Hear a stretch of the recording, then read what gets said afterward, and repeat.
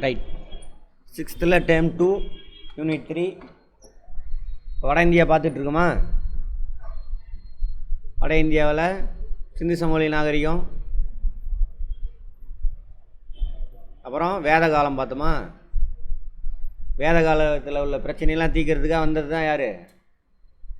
புத்த மதமும் சமண மதமும். மதன்றதே அவன் தான் முதல்ல, அதுக்கு முன்னாடி மதம் எதுவும் இல்லை. புத்த மதம், சமண மதம், புத்திசம், ஜெயினிசம். இப்போ இந்த புத்த மத சமண மத நூல்களில் தான் அந்த 6ஆம் நூற்றாண்டில், அந்த காலகட்டத்தில் கிமு 6ஆம் நூற்றாண்டிலேருந்து கிமு 1ஆம் நூற்றாண்டு வரைக்கும் உள்ள நடந்த இந்த ராஜாக்களோட விஷயங்கள்லாம் அதில் இருக்குது, அந்த நூல்களில். அதிலிருந்து தான் இந்த வரலாறை எழுதியிருக்காங்க. முன்னாடியே பார்த்துருப்போம், 16 மகாஜனபதங்கள் இருந்தது. நமக்கு இருக்கா? 16 மகாஜனபதாஸ் இருந்தாங்க வட இந்தியாவில், சின்ன சின்னதாக பரவி இருந்தாங்க அப்படின்னு பார்த்துருப்போம். அந்த ஃபஸ்ட் கிளாஸில் அட்டன் பண்ணாதாங்க பாருங்கள், அப்போ தான் புரியலாம், புரியாது. கண்ணை கட்டி காட்டில் விட்ட மாதிரி இருக்கும். வட இந்தியாலாம் 16 ஜனப்பதங்கள்லாம் ஒன்று சேர்ந்து மகாஜனபதமாக, அது மாதிரி மொத்தம் 16 இருந்ததாக சொல்கிறாங்க இந்த புத்த மத சமண மத நூல்களில். 16 மகாஜனபதங்கள். ஜனானா என்னன்னு பார்த்துருப்போம். மகா ஜனபதம். ஒரே நிமிஷம். 16 மகாஜனபதங்கள் எங்கே இருந்தது? வட இந்தியாவில் இருந்ததுன்னா அந்த புத்த மத சமண மத நூல்கள்லேருந்து நமக்கு தெரிய வருது. அப்புறம் இங்கே மகதம், இவங்க இன்னொரு நாட்டை பிடிக்கிறதுக்கு ஆசைப்படுவாங்க. அப்போ ராஜாவோட முக்கியமான வேலையானது நாடு பிடிக்கிறது தான். தமிழில் கூட பார்த்துருப்போம். நாடு பிடிக்கிறது, பக்கத்து போய் மாட்டை ஓட்டிகிட்டு வந்துடுது, அப்புறம் திரும்ப நம்ம நாட்டு மாட்டை ஓட்டிகிட்டு போயிட்டா நாம் போய் ஓட்டிகிட்டு வருது, நிறை மீற்றல், அதெல்லாம் பார்த்துருப்போம். அது மாதிரி பக்கத்து நாட்டை பிடிக்கிறது தான் ராஜாவோட வேலை. எவனாக இருந்தாலும் சரி பக்கத்து நாட்டு கூட சண்டை போட்டுட்டு தான் இருப்பாங்க. அப்போ இந்த மகதம் இருக்கு இல்லையா, இது அப்படியே பெருசாகும். இந்த நாடுக்கு கண்ட்ரோலில் எல்லா நாடும் வருவாங்க. அப்படி இந்த மகதத்தில் இருந்த வம்சங்கள், டைனஸ்டி, என்னென்ன வம்சம் பார்த்தோம்? அரியங்கா வம்சம் இங்கே இருந்தால் பெருசாக ஆரம்பிக்கும். அப்புறம் சிசுநாகா வம்சம், இங்கிலீஷில் அதே தான், அப்படியே எழுதிக்கங்க. வம்சத்துக்கு மட்டும் டைனஸ்டி. இதில் முக்கியமான அரசர்கள்லாம் இருப்பாங்க, அப்படியே நாட்டை பெருசு பண்ணிக்கிட்டே வருவாங்க. அடுத்து நந்த வம்சம், அடுத்து மௌரிய வம்சம். நாடு அப்படியே பெருசாகிட்டே வரும். மௌரிய வம்சத்தில் அசோகர் காலத்தில் இருக்கிறதுலே நாடு பெருசாக இருக்கும். தமிழ்நாட்டை மட்டும் அப்பயும் டச் பண்ண முடியாது. இப்போ எப்படியே அதே மாதிரி தான், அப்பையிலேருந்தே தமிழ்நாட்டை டச்சே பண்ண முடியாது. இப்போ அப்புறம் நடுவில் மட்டும் கொஞ்சம் பூந்துருவானுங்க இந்த டுபாகூர் கடவுள் பிரச்சனைனால.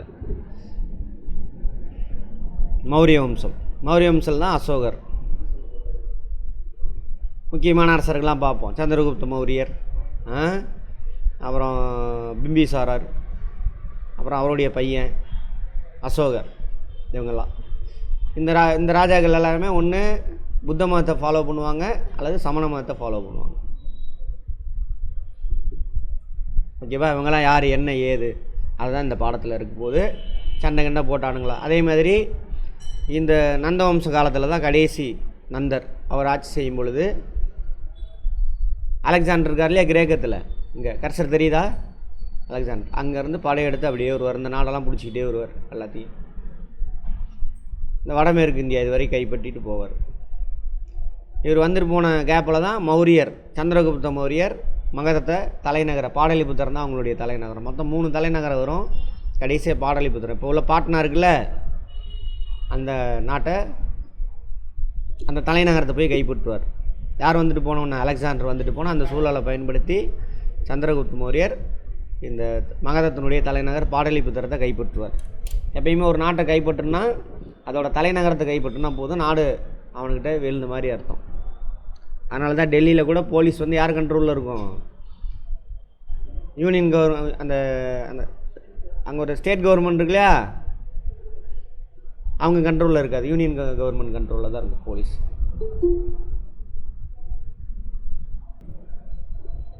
அது மாதிரி கைப்பற்றி அப்புறம் அப்படியே போயிட்டுருக்கும். அப்புறம் கடைசி சிறந்த அரசர் இதில் பார்த்தீங்க அப்படின்னாக்கா யார்? அசோகர். அவரை பற்றி லைட்டாக நேற்றே பார்த்துருப்போம். இந்த பாடத்தில் என்ன இருக்குது எது இருக்குதுன்னு பார்ப்போம். குடித்தலைமையிலிருந்து செஃப்டம் டு பேரரசு. செஃப்டம்னா சின்ன ராஜா. இப்போ நிறையா ராஜா அவன் கண்ட்ரோல் கொண்டுட்டு வருவான். எப்படி கொண்டுட்டு வருவானுங்கன்னா 2-3 பாலிசி இருக்குது. எப்படி மற்ற ராஜாவெலாம் அவன் கண்ட்ரோல் கொண்டு வரானுங்கன்னா, ஒன்று போய் அவன் பொண்ணை கல்யாணம் பண்ணிக்குவான். அப்புறம் அஸ்வமேத யாகம் அதெல்லாம் இருக்கும். ஒரு குதிரையை அனுப்பிவிடுவான் அந்த ராஜா. அந்த குதிரை எங்கெங்கெல்லாம் சுற்றிட்டு வருதோ, எந்தெந்த நாடுனா ஊர், பெருசாக நாடெல்லாம் கிடையாது, எந்தெந்த ஊர் தலைவர்லாம் அதை மரியாதை செலுத்தி அனுப்புகிறாங்களோ அந்த ஊர்லாம் இந்த ராஜா சொல்கிறத கேட்குறான்னு அர்த்தம். சரியா? அது ஒன்று. அப்புறம் அதையும் மீறி கேட்கல அப்படின்னா சண்டை, போர் தொடுக்கிறது, அந்த மாதிரி நாட்டை பெருசு பண்ணிக்கிட்டே வருவாங்க. எத்தனை தலைமுறை? அரியங்கா வம்சத்துக்கு முன்னாடி அங்கே வம்சம் இருந்திருப்பாங்க, ஆட்சி செஞ்சுருப்பாங்க இங்கே மகதத்தில். பட் அரியங்கா வம்சத்தில் இருந்தால் அது பெருசாகும் நாடு. எல்லா மகாஜன பதத்தையும் அவன் கண்ட்ரோல் கொண்டு வந்துடுவான்.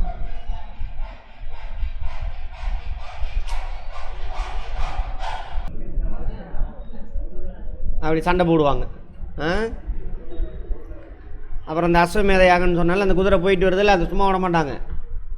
போயிட்டு வந்தோன்னா அந்த பலி கொடுத்து யாக குண்டத்தில் போட்டு வறுத்து சாப்பிட்ருவாங்க. யார் சாப்பிடுவாங்க? இன்னும் யார் உங்களை சாப்பிடாதீங்க, கறியெல்லாம் சாப்பிடாதுன்னு சொல்கிறான், அந்த குரூப்பு தான். சரி, அதெல்லாம் நடக்கும். அப்புறம் இந்த மகதம் ஏன் சார் பயங்கரமாக, மகதத்தினுடைய தலைவர் ராஜி கிரகத்துக்குலாம் இருக்கும். இங்கே இருக்கும், இங்கே கொஞ்சம் உள்ள இன்டீரியரில் இருக்கும். ஃபஸ்ட்டு கங்கை யார் இப்படி ஓடும், இந்த இடத்துல இருக்குது ராஜி கிரகம். அங்கே சுற்றிலும் மலைகள், மலைக்கு நடுவில் அவங்களோட தலைநகரம். அப்போ ஸ்ட்ராங்காக இருக்குது, யாரும் வந்து அட்டாக் பண்ண முடியாது. ஒன்று. ரெண்டாவது, இப்போ பார்த்தீங்கன்னா தெரியும், இங்கே தான் சோட்டா நாகபுரி பீடபூமி ஜாகிரஃபியில் பார்த்துருப்போம். அங்கே என்ன இருக்குது? என்ன வளம் அதிகம்? ஜாகிரஃபி அட்டன் பண்ணிட்டீங்களா? சொல்லணும் அப்படின்னா இரும்பு தாது இப்போ வரைக்கும் இருக்கா? இரும்பு தாது அதிகம். சரியா? அடுத்தது அதை உருக்கிறதுக்கு நிலக்கரி, கோல். கதை மாதிரி கவனிச்சிங்கன்னா போதும், அழகாக பதில் வந்துக்கிட்டே இருக்கும். நீங்கள் கிளாஸ் மாதிரி கவனிச்சிங்கன்னா ஆன்சர் வராது. சரியா? ஆமாம். இரும்பு தாது அதிகமாக கிடைக்குதா? ரைட். அதை வச்சு என்ன பண்ணுறோம்? ஆயுதங்கள்லாம் தயாரிக்கணும். எதிர்நாட்டு படையை ஜெயிக்கணும் என்ன பண்ணணும்? ஆயுதம் தயாரிக்கணும். ஆயுதத்துக்கு தேவையான இரும்பு எங்கே இருக்குது? இங்கே தான் இருக்குது, அதை வெட்டி எடுத்துக்கலாம். அப்புறம் கங்கை ஆறு, இந்த ஏரியா ஃபுல்லாக வளமான மண். அப்போ விவசாயம் அதிகமாக நடக்குது. விவசாயத்துலேருந்து ராஜாவுக்கு என்ன ஆகுது? நிறையா ஏகப்பட்ட வரி கிடைக்குது. அப்போல்லாம் வந்து பணம் கொடுக்க மாட்டாங்க, பொருள். எத்தனை பங்கு கொடுப்பாங்கன்னு பார்த்தோம் அந்த பிந்தைய வேத காலத்தில்? 6ல் 1 பங்கு கொடுப்பாங்க. அப்போ நிறையா வரி கிடைக்குது. அதை வச்சு ஆயுதம் தயாரிக்கிறான், படையை பெருசு பண்ணலாம். சரி, வரிக்கும் படைக்கும் என்ன சம்பந்தம்? ஆயுதத்துக்கு என்ன சம்பந்தம்? வரிக்கும் ஆயுதத்துக்கும் படைக்கும் என்ன சம்பந்தம்? பணத்தை வச்சு பாதுகாக்க முடியுமா? ப்ராக்டிக்கலேயே யோசிக்க மாட்டேங்கிறீங்க. அரசாங்கம் ராஜாக்கிட்ட நிறையா வரி வந்துச்சுனாக்கா அந்த பணத்தை வச்சு ஆயுதம் தயாரிக்கலாம். அந்த பணத்தை வச்சு வேலையாளுக்கு, படை வீரர்களுக்கு என்ன பண்ணலாம்? சம்பளம் கொடுக்கலாம். அவனன்றி ஓரணுவும் மச்சியாது. யார்? பணம். அதெல்லாம் சும்மாம்பாங்க, பணத்தையே இல்லை அப்படி இப்படின்னு. பணம்லாம் ஒன்றும் கிடையாது. சரியா? பாக்கெட்டில் ஒரு 100 ரூபா இருந்ததுன்னா அப்போ அது கெத்தாக இருக்கும். சுத்தமாக இல்லைன்னு வச்சுக்கோங்க, எப்படி இருக்கும்? இருக்கா? ஒருத்தனும் மதிக்க மாட்டான். சரி, அந்த மாதிரி. அப்போ பணத்தை வச்சு தான் என்ன பண்ண முடியும்? எல்லாமே பண்ண முடியும். அப்போ பணம் கொலிக்குது, படையை மெயின்டைன் பண்ணுறான்.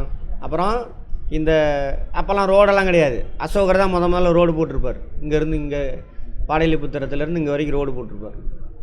படிச்சிருப்போம். சாலைகள் அமைத்தார், சாலை ஓரத்தில் மரம்லாம் நட்டார் அப்படின்னு படிச்சிருப்போம் சின்ன வயசில்.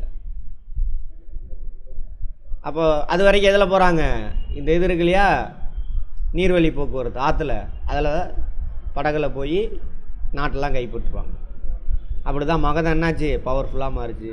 மகதத்தினுடைய தலைநகர் அது ஃபஸ்ட்டு ராஜகிரகமாக இருக்கும்,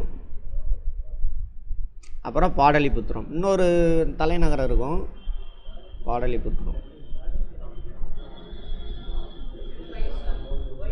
வைஷாலியா சொன்னனா தெரியல, அது பேர் சொன்னனா சரி, அது பார்ப்போம். ஆனால் இது 2 கன்ஃபார்மு, இது 2 தான் தலைநகரம். கிமு 6ஆம் நூற்றாண்டு. எது அழிஞ்சிருச்சு, அவனுங்க காலி, வேத மதம் காலி பண்ணி புத்த மதம் சமண மதத்தை மக்கள் எல்லாம் பின்பற்ற ஆரம்பிக்கிறாங்க. அவன் வச்சுருந்த அந்த சமூக செட்டப்பு, எந்த ஜாதிக்காரனும் அந்த வேலையை செய்யணும் எல்லாம் உடஞ்சிருச்சு. அதனால தான் இவங்கெல்லாம் சூத்திரர்கள்னு சொல்லுவாங்க. யாரிலேருந்து, அந்த அரியங்கா வம்சம், சிசுநாக வம்சம், நந்த வம்சம் எல்லாமே சூத்திரர்கள் அவங்க ஆட்சி செஞ்சாங்க அப்படிம்பாங்க. சூத்திரம் எப்படி வலிமையாக வந்தாங்கிறத இவங்க ஒரு பில்டப் விட்டானுங்க.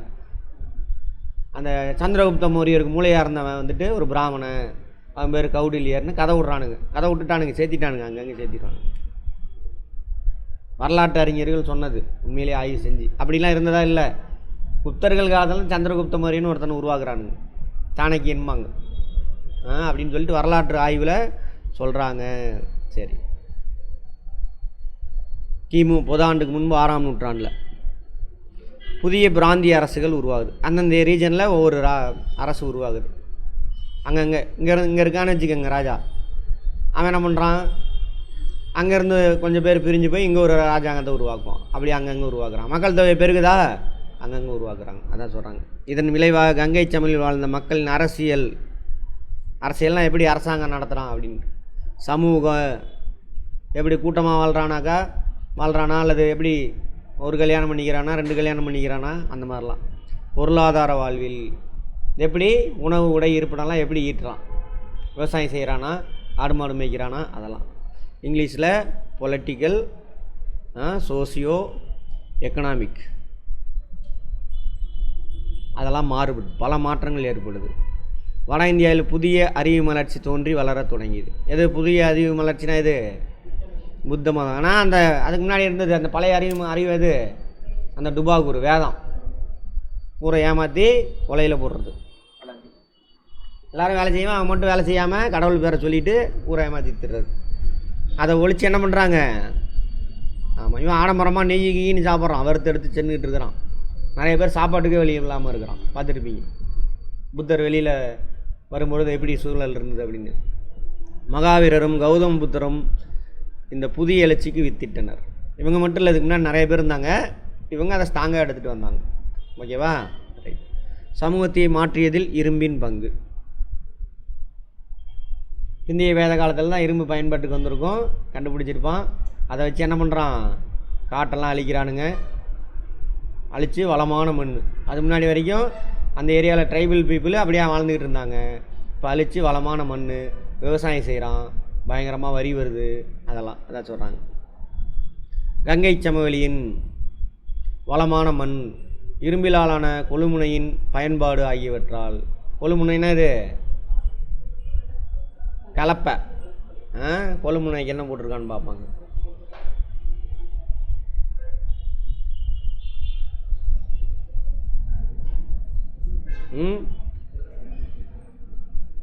ப்ளக் ஷேர்ஸ், கொழுமுனை ப்ளக்குன்னு சொல்லுவாங்க, ப்ளக் ஷேர்ஸ்ன்னு சொல்லுவாங்க. இப்போ வரைக்கும் அவன் தானே நிலத்தை உழுகிறதுக்கு எது யூஸ் பண்ணுறோம், இரும்பு தானே, அப்போ கண்டுபிடிச்சது. இத்துடன் இரும்பு கைவினைப் பொருட்களின் உற்பத்தியை எளிதாக்கியதோடு, கைவினைப் பொருளானது இந்த தேருக்கு பொம்மை தயாரிக்கிறது இதெல்லாம் ஈஸி, அதுக்கும் உதவியது. வேளாண் உபரி, சர்ப்ளஸ் வருது விவசாயத்தில். சர்ப்ளஸ் வந்தான்னா அவன் அதை எடுத்துகிட்டு போய் சேல் பண்ணுறதுக்கு ஒருத்தன் வருவான். சேல் பண்ணுறதுக்கு பேர் என்னது, எடுத்துகிட்டு போய் சேல் பண்ணுறதுக்கு பேர் வியாபாரம், வணிகம். வெரி குட், அப்பா சந்தோஷம்.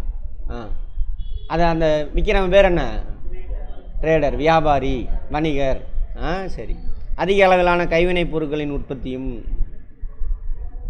எது, வேளாண் உபரி. வேளாண் உபரி இருந்தால் தான் கைவினை பொருள் செய்கிறவன், வேறு தொழில் செய்கிறவன்லாம் வருவான், அவனுக்கு சாப்பாடு போட முடியும். அப்போ அந்த தொழில் செய்கிறவன் பெருகுவான், அந்த தொழிலில் உற்பத்தி பெருகுது. சரியா? அதை என்ன பண்ணலாம், நம்ம விற்கலாம். வணிக மற்றும் பரிமாற்ற மையங்கள் தோற்றுவித்தன. இதெல்லாம் எடுத்துகிட்டு போய் விற்கிறதுக்கு ஒரு இடம் வரணுமா? சுற்றிலும் கிராமம் இருக்குது. எல்லோரும் அந்த கிராமத்துலலாம் ஒரு சென்டருக்கு வருவாங்க. இங்கே வந்து வியாபாரம் செஞ்சுட்டு போவோம். அப்போ இங்கே ஒரு கூட்டம் தங்கி இங்கே வரவங்களுக்கு சாப்பாடு கீப்பாடு ஹோட்டல் இதெல்லாம் செய்யணும்ல. அப்போ இங்கே ஒரு கூட்டம் உருவாங்க. இதானது நகரம் அர்பன். எப்படி பரிணாமம் வளர்ச்சி அடைஞ்சு வருது பாருங்கள். ஜாகிரஃபியில் படிக்கும் பொழுதும் புரியுது, படித்து பாருங்கள். இவ்வளர்ச்சி நகரங்கள் மார்க்குக்காக படிக்காதீங்க. நம்ம எப்படி உருவாகி வந்துச்சு நம்ம சமூகம் அப்படி படிங்க, ஆட்டோமேட்டிக்காக மார்க் வந்துடும். சரியா? ரைட். இவ்வளர்ச்சி நகரங்களும் பெருநகரங்களும் உருவாகிறதுக்கு வழிவகுத்தது. ஸ்டேட்மெண்ட்டில் கேட்பான், பார்த்துக்கோங்க. இரும்பை பயன்படுத்துவதில் ஏற்பட்ட நிபுணத்துவம் மற்றைய மகாஜன பதங்களை விட மகதம் எழுச்சி பெற முக்கிய காரணமாயிற்று. நிபுணத்துவம்னா என்னது? அதை நல்லா உருக்கி எடுத்து துருப்பிடிக்காத மாதிரி என்ன பண்ணுறது, கலவையை உருவாக்குறது. அந்த மாதிரி துருப்பிடிக்காத கத்தி கோடாலி இதெல்லாம் உருவாக்குறாங்க. மகதம் எழுச்சி. மகத நாடு பார்த்தோம்ல, அது இப்போ தானே பார்த்தோம். விடிய கதை கேட்டு பாடலிபுத்திரம் தான் மகதத்தோட தலைநகரம் தான் பாடலிபுத்திரம். இங்கே இந்த ஏரியா ஃபஸ்ட்டு சின்னதாக தான் இருக்கும், அப்புறம் பெருசு பண்ணிக்கிட்டே வருவாங்க. இவ்வாறாக மகதம் தனக்கான ஒரு பேரரசை உருவாக்கியது. நாட்டு பேர் மகதம், அதோட தலைநகரம் ராஜகிரகம், அதுக்கப்புறம் பாடலிபுத்திரம். பாடலிபுத்திரம் வந்துட்டு பாட்னா, கங்கை கரையிலேயே இருக்கும். சரியா? ரைட். கனா என்னும் சொல் சரிசமமான சமூக அந்தஸ்தை கொண்ட மக்களை குறிக்கும். சங்கா என்றால் மன்றம் என்று பொருள். கனசங்கங்கள் சிறிய நிலப்பகுதியில் மேட்டுக்குடி மக்களை கொண்ட குழுவால் ஆளப்பட்டது. கனசங்கங்கள் சமத்துவ மரபுகளை பின்பற்றின.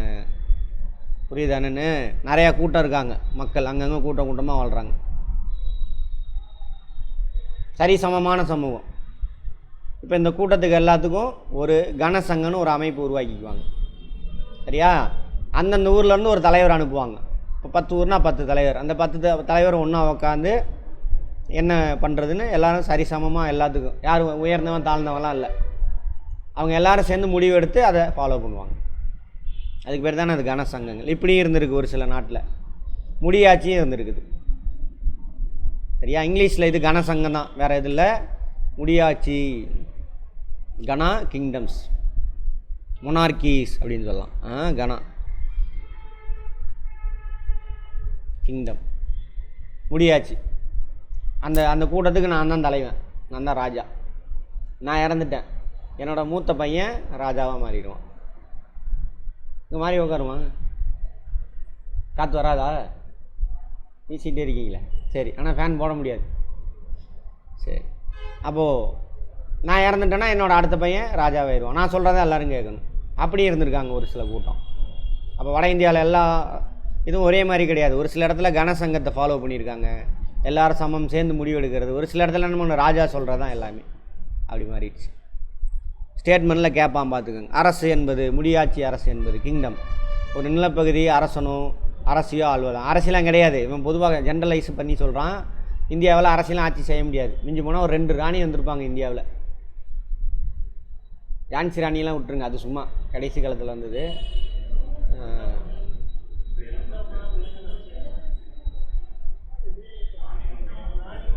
ராணி மங்கம்மா ஓகே. வேலு நாச்சியார்லாம் ஆட்சி செஞ்சாங்கன்னு சொல்ல முடியாது. வெள்ளைக்காரனை எடுத்து போரிட்டாங்க. அவங்களும் ஒரு பெரிய ராஜாலாம் இல்லை, அது ஒரு சின்ன ஏரியா. ரஷ்யா சுல்தானா அப்படின்னு சொல்லிட்டு டெல்லி சுல்தான்கள் இடைக்கால இந்தியாவில் வரும். அப்புறம் பண்ணிங்கன்னா ராணி மங்கம்மா சொல்லலாம். அவ்வளோதான். ஏன்னா இது என்னது, பேட்ரியாரிக்கல் சொசைட்டி, தந்தை வழி சமூகமாக மாற்றிட்டானுங்க. ஃபஸ்ட்டு சிந்து சமவெளி மக்கள் திராவிடர்கள் தாய் வழி சமூகத்தை தான் பின்பற்றியிருக்காங்க. அதான் தாய் கடவுள் எல்லாமே இருக்கும். இவனுக்கு என்னைக்கு யாரையும் சொல்ல போந்தானோ லேடிஸ்லாம் டம்மி ஆக்கிட்டான். ஏன்னா அவங்க கூட்டத்தில் வரல, அவங்களாம் இங்கே உள்ள பெண்களோட தான் நான் உறவு வச்சுக்கிட்டு குழந்தை பெற்றுக்கிறான். அப்போ அந்த பெண்களை டம்மியாக வச்சுருக்கானுங்க, தப்பாக எழுதி எல்லாம் பண்ணி. அதனால தான் பாருங்கள், இந்த வைணவத்தில் பெண் கடவுளே இருக்க மாட்டாங்க. சைவ வைணவம் இருக்குல்ல, பெண் கடவுளே இருக்காது. ஒரே ஒரு இருக்கும், அந்த அம்மாவும் பெருமாள் கால் அமைக்கி விட்டுட்ருக்கும். அப்போ என்ன அர்த்தம்? அடிமை, ஆணுக்கு பெண் அடிமை. அதான் அவங்களுடைய இது இன்றைக்கி வரைக்கும் வட இந்தியாவில் அப்படி தான் இருக்குது. அதனால பாருங்கள், வட இந்தியாவிலேருந்து வர பெண்கள்லாம் எப்படி இருப்பாங்க, நீங்கள் அவங்க பொண்ணுங்க நம்ம ஊரில் சேர்ந்து நம்ம ஸ்கூலில் படித்து நம்மளை மாதிரி மாறிக்குவாங்க. பொண்ணுங்கள்லாம் ஜாலியாக மாடர்ன் ட்ரெஸ் போட்டு பயங்கரமாக சுற்றிக்கிட்டு இருக்கும். ஆனால் அவங்க அம்மா பாட்டிலாம் பார்த்தீங்கன்னா தலை முக்காடு போட்டுக்கிட்டு இப்படி அடக்க ஒடுக்கமாக வீட்டுக்கார் முன்னாடி போகிற இந்த அம்மா அப்படியே அடிமை மாதிரி பின்னாடியே போகும், கையை கட்டிக்கிட்டு. கை கூட வேகமாக வீசாது, சரியா? அந்த மாதிரி இருக்கும். அதனால தான் அவங்க அந்த அந்த வெளியே நீங்கள் ஹிந்தி கற்றுக்கல வீணாக போயிட்டுன்னு சொல்கிறவங்களாம் போய் அங்கேருந்து வந்து அவன் கூறான், டேய் அங்கே எங்கள் ஊர் பயங்கர மோசமாக இருக்குது, எங்களுக்கு உங்கள் தமிழ்நாடு சொர்க்கமாக இருக்குதுடா அப்படின்னு. ஒரு கட்சினால் வீழ்ந்துட்டோன்னு கதை விடுவானுங்க இவனுங்க, ஒரு இயக்கத்தினால. அதெல்லாம் சும்மா இன்னைக்கு வரை அது அப்படியே தொடருது, ஆள்வதாகும். முடியாட்சி முறை. அரசில் ஒரு குடும்பம் நீண்ட காலம் ஆட்சி செய்யும் பொழுது அரச வம்சமாக மாறுது. டைனஸ்டி, அரச வம்சம், இங்கிலீஷில் டைனஸ்டி. இந்த அரசுகள் வைதிக வேத மரபுகளை பின்பற்றின. பாருங்க, வைதிக வேதம்னா அது வேதம், அதை பின்பற்றுறாங்களாம். சரி. கனசங்கங்களும் அரசுகளும். பொதுவாண்டு 6ஆம் நூற்றாண்டில் வட இந்தியாவில் இருவகைப்பட்ட அரசுகள் இருந்தது. ஒன்று கனசங்கங்கள், எல்லாரும் சேர்ந்து சமமாக இருக்கிறது. முடியாட்சி, கிங்டம், டைனஸ்டி, மன்னராட்சி. ஜனப்பதங்களும் மகா ஜனப்பதங்களும். ஜனப்பதம் பார்த்தோம் இல்லையா, நிறையா பதங்கள் சேர்ந்தது ஜனப்பதம். நிறையா ஜனா சேர்ந்தது ஜனப்பதா. அப்புறம் நிறையா ஜனப்பதா சேர்ந்தது மகா ஜனப்பதா. இங்கிலீஷ்லேயும் அதே தான். மக்கள் குழுவாக குடியேறிய தொடக்க கால இடங்களே ஜனப்பதங்கள் ஆகும். பின்னர் ஜனப்பதங்கள் குடியரசுகளாகவோ சிற்றரசுகளாகவோ ஆனது. கங்கை சமவெளி இரும்பின் பரவலாக பயன்பாட்டால் பறந்து விரிந்த மக்கள் வாழும் பகுதிகள் தோன்றின. இப்போ அங்கே மக்கள் கங்கை சமவெளியில் ஊபி மாப்பியில் விட்டுருங்க, மாப்பி வந்து கங்கை சமவெளியில் உத்தரப்பிரதேஷ் பீகார்லாம் இருக்குல்ல, அங்கே மக்கள் குடியேறினது இந்த காலகட்டத்தில், எங்கள் பிந்தைய வேத காலத்தில். அப்புறம் அங்கே பேரரசுகளாக உருவாகிறாங்க. இதனால் ஜனப்பதங்கள் மகா ஜனப்பதங்களாக மாற்றம் பெற்றன. நிறையா குழு சேர்ந்து நம்மளாம் ஒன்றா இருக்கலாம். அல்லது இங்கே உள்ள ராஜா என்ன பண்ணுவான், வாங்கடா அப்படின்னு சொல்லி எல்லாத்தையும் சண்டை போட்டு சேர்த்திக்குவான், அல்லது கல்யாணம் பண்ணி சேர்த்திக்குவான். மகா ஜனப்பதமாக மாறும். அப்புறம் இந்த மகா ஜனப்பதங்களாக சேர்ந்து பேரரசாக மாறுது. எம்பையர். பேரரசுனால் என்ன எல்லாத்தையும் சொல்லியிருப்பேன் ஃபஸ்ட் நாளே. வராதவங்க போய் அந்த தயவு செஞ்சு பார்த்துட்டு வாங்கலாம், புரியாது. 16 மகா ஜனப்பதங்கள், பெரும் அரசுகள். இங்கிலீஷில் அதே தான், மகா ஜனப்பதா தான். 6ஆம் நூற்றாண்டில் சிந்து கங்கை சமவெளியில் சிந்தியும் சேர்த்திக்கிட்டாங்க.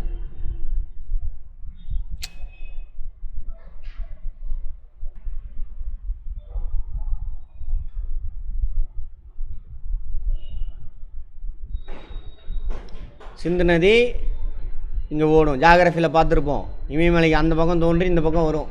எப்படி ஒரு மலைக்கு அந்த பக்கம் தோன்றி இந்த பக்கம் வருது ஆறு, அதுமாதிரி கங்கை நதி இங்கே ஓடும். கங்கை யமுனையெல்லாம் இங்கே ஓடும். இது டெல்லி முகடு. இது ஆரவல்லி ரேஞ்ச் இருக்கும், இந்த இடத்துல ரெண்டாக பிரிக்கும். இது சிந்து சமவெளி, இது கங்கை சமவெளி. ஜாகிரஃபி படிச்சுட்டு வந்து இதை பாருங்கள், திரும்ப இன்னும் நல்லா இன்ட்ரெஸ்டிங்காக இருக்கும்.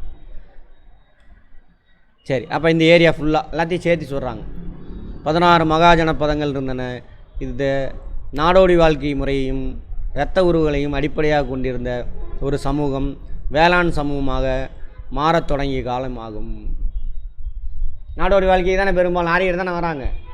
அப்போ ஒரே இடத்துல செட்டில் லைஃபாக மாறக்கூடிய காலம் இது. அத்துடன் வணிகம் செய்யவும் பரிமாற்றம் செய்யவும் தொடங்கியது. ஒரு இடத்துல செட்டில் லைஃபு, சர்ப்ளஸ் கிடைக்கிது, அதை எடுத்து வியாபாரம் செய்கிறாங்க. முன்னாடி பேசினதான். எனவே நன்கு கட்டமைக்கப்பட்ட மற்றும் வலுவான ஆட்சி அவசியமாயிற்று. ஏன்னா பக்கத்து நாடு என்ன பண்ணுவான், மாற்றி மாற்றி சண்டை போட்டுக்குவானுங்க. நிலையான வாழ்க்கை. அப்போது நல்ல வலுவான ஆட்சி அமையணும். அதற்கு மையப்படுத்தப்பட்ட அரசு தேவைப்பட்டது. அதுக்குன்னு இப்போ மாதிரிலாம் இவ்வளோ பெரிய நாட்டுக்கெலாம் ஒரே அரசாங்கலாம் இருக்கவே கூடாது. கிளைமேட்டு வேறு, எல்லாம் வேறு. சரி, அப்புறம் பேசிக்குவோம். 16 மகா ஜனப்பதங்கள் இவங்க தான். குரு, பாஞ்சாலம், அங்கம், மகதம். படம் ஏதாவது இருக்காமா இதில்? இல்லையா?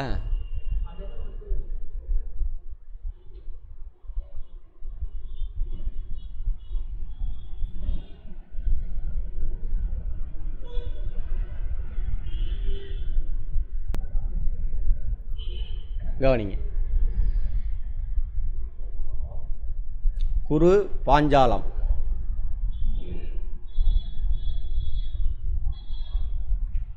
இந்த இடத்துல எங்கேயாவது இருக்கும் வச்சுக்க. அந்த இருக்குது பாருங்கள் குரு. குரு. பாஞ்சாலம் எங்கே இருக்குது? பாஞ்சாலா, டெல்லி அந்த ஏரியாவில். இதாக யமுனை, இது கங்கை. இமயமலையில் தோன்றி வரும் ரெண்டுமே. கங்கை வந்து சரி, யமுனை வந்து கங்கைக்கு ரைட் பேங்க், ரைட் சைடில் வரும், வந்து இங்கே சேரும். கங்கை யமுனை சேர்ற இடம் தான் என்னது?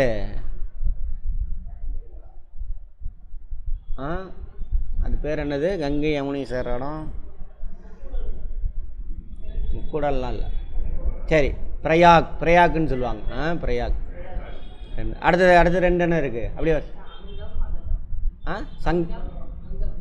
அங்கா. இந்த அங்கா இங்கே இருக்கா? அடுத்தது மகதம். இதுதான் அப்படியே பெருசாயிட்டு வரும். அப்புறம் வச்சி.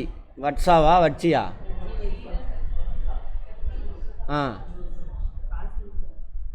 அடுத்தது காசி. கோஷலா.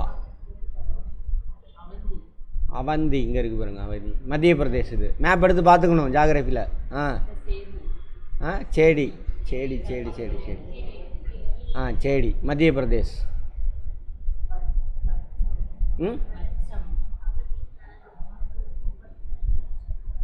வட்சமா? வட்சா இங்கே போட்டாச்சு. வஜ்ஜி போட்டாச்சு. வஜ்ஜி இங்கே ஏதோ மிஸ் பண்ணிட்டேன்.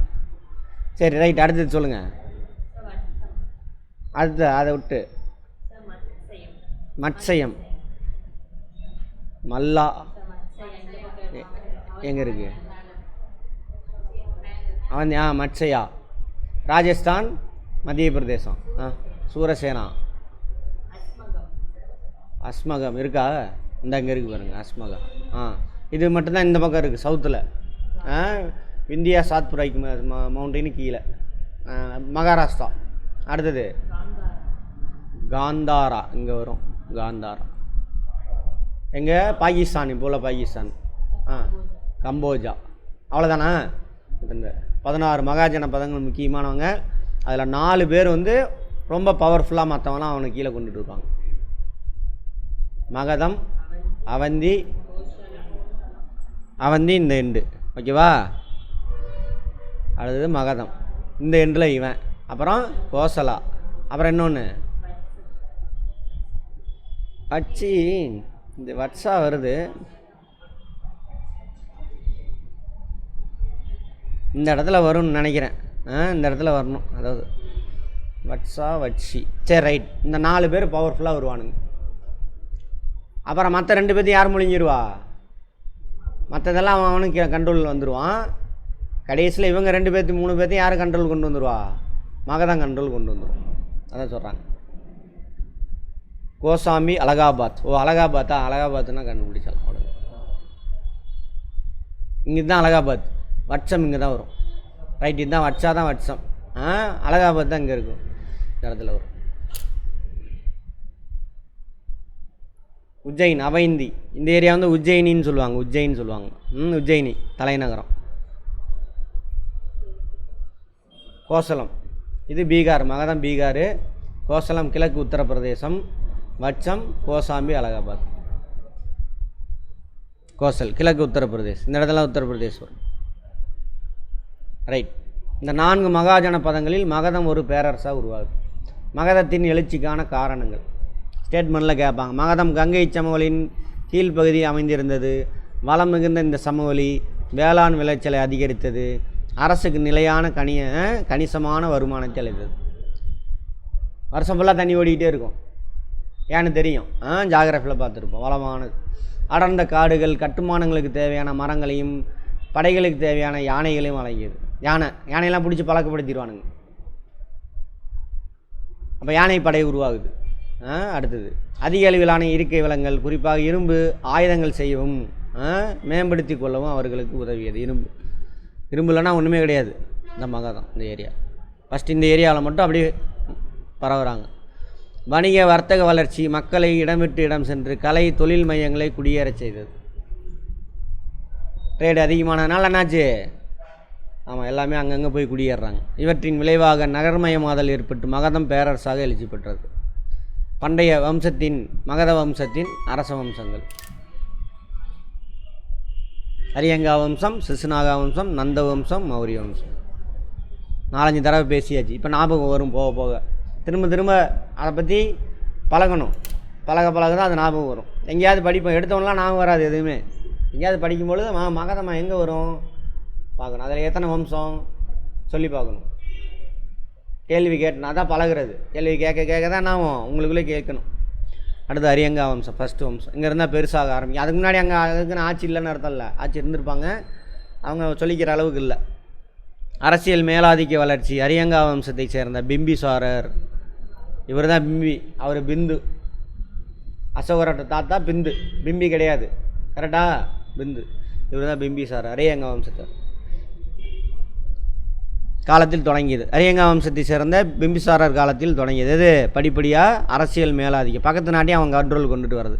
எப்படிலாம் பண்ணியிருக்காரு பாருங்கள். படையெடுப்பு, திருமண உறவு, லிச்சாவி, மதுரா, கோசலா இதெல்லாம் இணைச்சிக்கிறார். அங்கே அந்த ராஜா தான் இருப்பான், அவங்க முறை அதை பின்பற்றுவாங்க. இவன் சொல்கிறத அவங்க கேட்பான், கொஞ்சம் வரி கொடுப்பான், அவனுக்கு கப்பம் கட்டுவான், அவ்வளோதான். அவருடைய மகன் அஜாத்சத்ரு. அப்பா போர்டு தள்ளிடுவார். அப்பாவை போர்டு தள்ளிடுவார். புத்தரனுடைய சமகாலத்தை ரொம்ப முக்கியமான பையன், நோட் பண்ணிக்கோங்க. 4 பேரை கொடுத்துட்டு பின் வருவர்களில் அரசர்களில் புத்தரின் சமகாலத்தவர் யார் அப்படின்னு கேட்பாங்க. யார்? அஜாத்சத்ரு. யாரோட பையன்? பிம்பிசாரரோட பையன். பிம்பி அஜாத்சத்ரு அப்படின்னா வச்சுக்கலாம். முதல் பௌத்த மத மாநாட்டை இவர் தான் நடத்துகிறார். அப்போ புத்தர் இருக்கும் பொழுதே முதல் பௌத்த மத மாநாடு நடந்துச்சு. பௌத்த மத மாநாடுனா என்ன அர்த்தம்? பௌத்த சங்கம். எல்லா புத்த துறையில் ஒன்றா சேர்ந்து உட்காந்து டிஸ்கஸ் பண்ணுவாங்க, அறிவுரையெல்லாம் கொடுப்பாங்க. அதை எடுத்துகிட்டு எல்லா நாட்டுக்கு போவாங்க. அவருடைய வாரிசான உதயன் பாடலிபுத்திரத்தில் புதிய தலைநகரத்துக்கு அடித்தளமிட்டார். இது முக்கியம். பாடலிபுத்திரத்துக்கு அடித்தளமிட்டவர் யார் அப்படின்னு கேட்பாங்க. யாரோட பையன்? அஜாத்சத்ருனுடைய பையன் உதயன். ஏன் சார் அப்படின்னாக்கா, இங்கே பாருங்க, ஏன் சார் அங்கே போய் அடித்தளம் தான் இருக்காரு. அங்கே நகரத்தை தலைநகரம் மாற்றினது பின்னாடி வேறவர் வருவார். இங்கே இருந்தோம்னா உள்ள கங்கை யார் இங்கே ஓடிக்கிட்டு இருக்கு, டிரான்ஸ்போர்ட்டுக்கெலாம் சிக்கலாக இருக்குது. அதனால் தலைநகரத்தை அங்கேருந்து இங்கே கொண்டு வரதுக்காக இங்கே போய் நாட்டை பிடிச்சி அங்கே ஒரு நகரத்தை உருவாக்குவார். அப்புறம் பின்னாடி வந்த ஒருத்தர் என்ன பண்ணுவார், இங்கேருந்து தலைநகரம் அங்கே மாற்றுவார். அடித்தளம் விட்டவர் யார்? உதயன். அடுத்து சிசுநாகா வம்சம். அரியங்கா வம்சத்தை தொடர்ந்து சிசுநாகா வம்சத்தினர் ஆட்சி பொறுப்பேற்றனர். இவ்வம்சத்தை சேர்ந்த, எப்படி சார் ஏன் சார் மாறுது அப்படின்னாக்கா, அதான் முன்னாடி சொல்லியிருப்பேன். ஒரு ராஜா இருக்கார். இப்போது அரியங்கா வம்சத்தை சேர்ந்த உதயன் அப்படியே வரான். கடைசியில் கமலஹாசன் ஒருத்தர் இருக்கான்னு வச்சுக்கோங்க. அவன் வீக்காக இருப்பான். எப்பயுமே கஷ்டத்தில் வாழ்ந்தவன் தான் வலிமையாக இருப்பான். சொகுசாக வாழ்ந்தவன்லாம் அவ்வளோதான், எப்படி இருந்தாலும் ஈஸியாக காலியாகிடுவான். அவர் சொகுசாக ராஜா பையன்ல அப்படியே சொகுசாக வருவான். அப்போது இவனுக்கு கீழே இருக்கக்கூடிய மந்திரிகள்லாம் சேர்ந்து ஆட்சி நடத்துவாங்க. மந்திரி, பிரதம மந்திரிலாம் இருப்பானுங்க. அந்த மந்திரிகளில் ஒருத்தன் வலிமையாக இருக்கான்னு வச்சுக்கோங்க, சூழ்ச்சி பண்ணி அவனை கவுத்திட்டு இவன் ஆட்சியில் போய் உட்காந்துருவான். அண்ணன் தம்பி வந்தால் பிரச்சனை இல்லை, அதே பேர் தான் வரும், வேறு வம்சம். அதுலேருந்து வம்சம் மாறிடும். கமலஹாசனை வீழ்த்தி ரஜினிகாந்த் வம்சம், ரஜினி வந்துட்டார்னு வச்சுக்கோங்க, அதுலேருந்து என்னது, அதுலேருந்து ரஜினிகாந்த் வம்சம் அப்படி நடக்கலாம். அல்லது என்ன ஆகுனாக்கா, இவனோட படை தளபதி இருப்பான், அவன் ராஜாவை தூக்கிட்டு அவன் டெம்மியேட் தூக்கிட்டு அவன் வந்து ஆட்சியில் உட்காந்துருவான். அப்படி நடக்கலாம். அப்படி இல்லைனாக்கா பக்கத்து நாட்டு ராஜாவை ஸ்ட்ராங்காக இருப்பான், அவன் வந்து என்ன பண்ணுவான், இவனை ஆட்சியை விட்டு தூக்கிட்டு இவன் ஆட்சியில் உட்காந்துருவான். சரியா? அப்படி அந்த மாதிரி நடக்கும். அதே மாதிரி இன்னொன்று நடக்கும். இப்போ மகதத்தோட தலைநகரமாக இங்கே ஆட்சி செஞ்சாக்கா அது மகதனே சொல்லுவாங்க. இங்கே அரசவையில் யாரும் இல்லை, அழிஞ்சிட்டாங்க. பக்கத்தில் வட்சா இருக்குது. வட்சாரில் யார் ராஜாவாக இருக்கானோ அவன் சொல்கிறதான் எல்லாமே கேட்குறாங்கன்னா பேர் மாறிடும். மகதன்ற பேர் என்னவா மாறிடும்? வட்சாவாக மாறிடும். லேண்டை வச்சு பேர் வரும், வம்சம். சரியா? அப்படி என்னென்னலாம் நடக்குது கடைசி வரைக்கும் பார்ப்போம். இங்கிலீஷ்காரன் வர வரைக்கும் பார்ப்போம். பாருங்கள், இவ்வம்சத்தை சேர்ந்த அரசர் காலசோகா. முக்கியமான ஆள், நோட் பண்ணிக்கோங்க. காலசோகா தலைநகரை ராஜகிரகத்திலிருந்து பாடலிபுத்திரத்துக்கு மாறு. உதயன் வந்து பாடலிபுத்திரத்தில் நகரம் அமைக்கிறதுக்கு அடித்தளம் போடுறாரு, அமைக்கிறாரு. தலைநகரை இவர் என்ன பண்ணுறாரு, நகரம் உருவாக்கி வச்சாங்க. கோட்டை கீட்டை கோத்தலாம் உருவாக்கி வச்சு பாடல் எங்கேருந்து ராஜகிரகத்திலேருந்து பாடல் மாற்றுறாரு. யார்? காலசோகா. எந்த இதை சேர்ந்தவர்? வம்சம். சிசுநாகா வம்சம். ரைட், அது எல்லாமே கேட்பாங்க. அடுத்தது அதையும் கேட்பாங்க, சிசுநாகா எந்த வம்சத்தை சார்ந்தவர், எப்படி வேணாலும் கேள்வி வரனாலும் நீங்கள் கதையை புரிஞ்சு வச்சுக்கோங்க. இவர் தான் 2வது பௌத்த மத மாநாட்டை நடத்துகிறார். முதல் பௌத்த மத மாநாட்டை நடத்தினவர் யார்? அஜாத்சத்ரு. ரைட், அஜாத்சத்ரு. 2வது இவர். அஜாத்சத்ரு யாரோட சமகாலத்தவர்? புத்தர் காலத்திலே வாழ்ந்தவர். ரைட். இது உதயனுக்கு அப்புறம் என்ன 2-3 பேர் கூட இருந்திருப்பாங்க ராஜாக்கள். இதில் அரியங்கா வம்சத்தில். அவங்களாம் அவ்வளோவா அவங்கள பற்றி தெரியாது, எதுவும் பெருசாக சாதனை செஞ்சுருக்க மாட்டாங்க. யாரை பற்றி அதிகமாக பேசுவாங்கன்னா, இந்த புத்த மத துறவிகள் இவங்களுக்கெல்லாம் ஸ்பான்சர் பண்ணி ஒரு மடமோ ஸ்தூப்பி ஏதோ ஒன்று கட்டியிருப்பாங்க. அவங்கள பற்றி அவங்க எழுதி வச்சுருப்பாங்க. அவளை பற்றி தான் நமக்கு தெரியும். சரியா? அதேமாதிரி தலைநகரை மாற்றுறது, ஏதாவது ஏரி வெட்டுறது, பக்கத்து நாட்டு கூட சண்டை போட்டு அவனை தோக்கடிச்சிருப்பான், அவனை பற்றி தான் எழுதி வச்சுருப்பாங்க. அது தான் நமக்கு தெரியும் வரலாறு. வைசாலி. 2வது புத்த மத மாநாடு எங்கே நடந்துச்சு? வைசாலியில் நடந்துச்சு. அடுத்தது நந்த வம்சம். நந்தர்களே இந்தியாவில் முதலாக பேரரசை உருவாக்கியவர்கள். நாடு பெருசாகிட்டே வருது. எங்கேருந்து? அரியங்கா வம்சத்துலேருந்து பெருசாக ஆரம்பிக்குது. அங்கே போடுங்க, அரசியல் மேலாதிக்கம் வளர்ச்சி அடைஞ்சது எப்போ? பிம்பிசாரர் காலத்தில், அரியங்கா வம்சத்தில். அப்படியே வளர்ச்சி அடைஞ்சிட்டே போகுது. பெரிய பேரரசுனால் ஓரளவு நல்ல பெரிய நாடு கொண்டு வந்துடுவானுங்க. கேட்பாங்க, நந்தர்களே முதல்ல இவங்க சூத்திரர்கள். முதல் நந்த வம்ச அரசர் வந்து மகாபத்ம நந்தர். அவரை தொடர்ந்து அவருடைய 8 மகன்களும் ஆட்சி செய்தனர். அவர்கள் நவநந்தர்கள். 8 பையன், அப்பா மகாநந்தர். மொத்தம் 9 பேர். நவனா 9 நவநந்தர்கள். கடைசி அரசரான தனநந்தர் சந்திரகுப்த மௌரியரால், தனநந்தர் தானா, மறந்து போச்சு, வெற்றி கொள்ளப்பட்டார். ரைட், சரியாக போச்சு. தனநந்தர் காலத்தில் தான். ஒரே நிமிஷம் இருங்க, இங்கிலீஷில் ஒரு தடவை பார்த்துக்கிறேன்.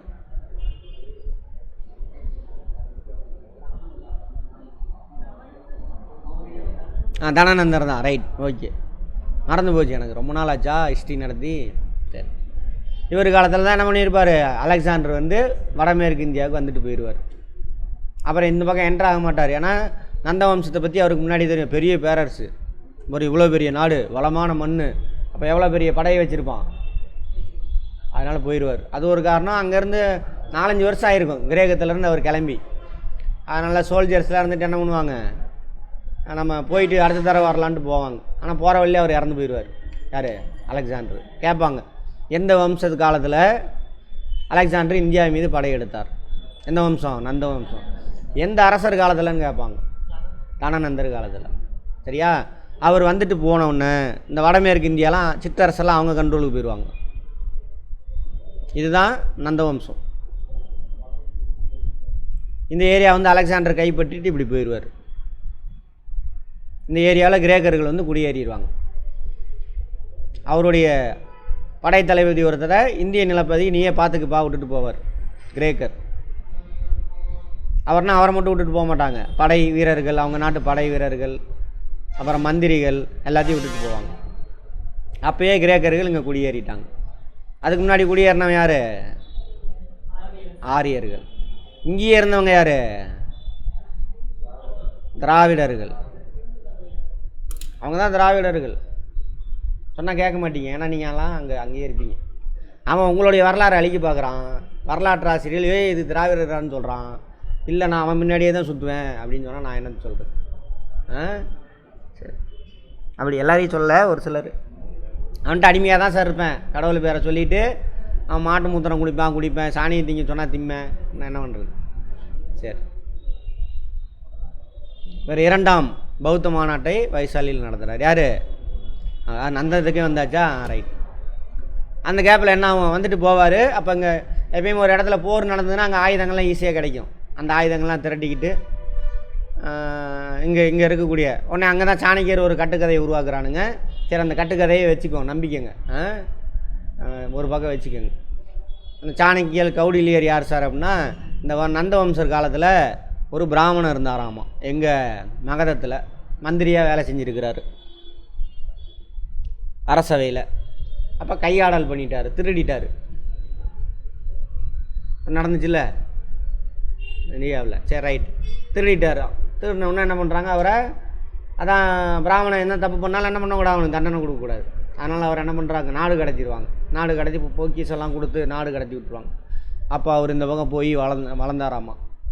வாழ்ந்தாராம் இந்த இடத்துல, இந்த ஏரியாவில், இப்போ உள்ள பாகிஸ்தானில். அப்போ ஒரு பையனை தத்தெடுத்து அவனை வளர்க்குறாரு, எல்லா வித்தையும் கற்றுக் கொடுத்து வளர்த்தாராம்மா. அப்புறம் போய் ஒரு புத்தகம் எழுதுறாராம்மா. யார்? அந்த கௌடில்யர் என்ன அழைக்கப்படக்கூடிய, அவருடைய பேர் கௌடில்யர், சாணக்கியன்னு சொல்லுவாங்க. அப்பயோ அவர் ஒரு 100 எழுதினாராம்மா. ஆனால் அது அப்போ நடக்கலை, வரலாற்று உண்மை இப்போ கண்டுபிடிச்சிருக்காங்க. சரி, அதை நம்புவோம், வேறு வழியில். இவனுங்க எழுதுறதானே நான் இங்கே படித்தாகணும். அவர் எழுதினாராமா. அந்த நூலுக்கு பேர் தான் இது அர்த்த சாஸ்திரம். அதாவது எப்படி ஆட்சி நடத்தணும்னு அதில் எழுதி வச்சுருந்தாராமா. அந்த நூல் அடிப்படையில் தான் சந்திரகுப்த மௌரியர், அவரோட பையன் பிந்துசாரர், பேரன் அசோகர்லாம் ஆட்சி நடத்தினாங்கன்னு ஒரு கட்டுக்கதை. இது எல்லாமே கேள்வி. சரியா? என்ன கேள்வி வரும்? அர்த்த சாஸ்திரத்தின் ஆசிரியர் யார்? உலகின் முதல் அரசியல் அறிவியல் புத்தகம் இது அர்த்த சாஸ்திரம். அர்த்த சாஸ்திரத்தை எழுதியவர் யார்? சாணக்கியர். சாணக்கியரினுடைய இயற்பெயர் என்ன? கௌடில்யர்.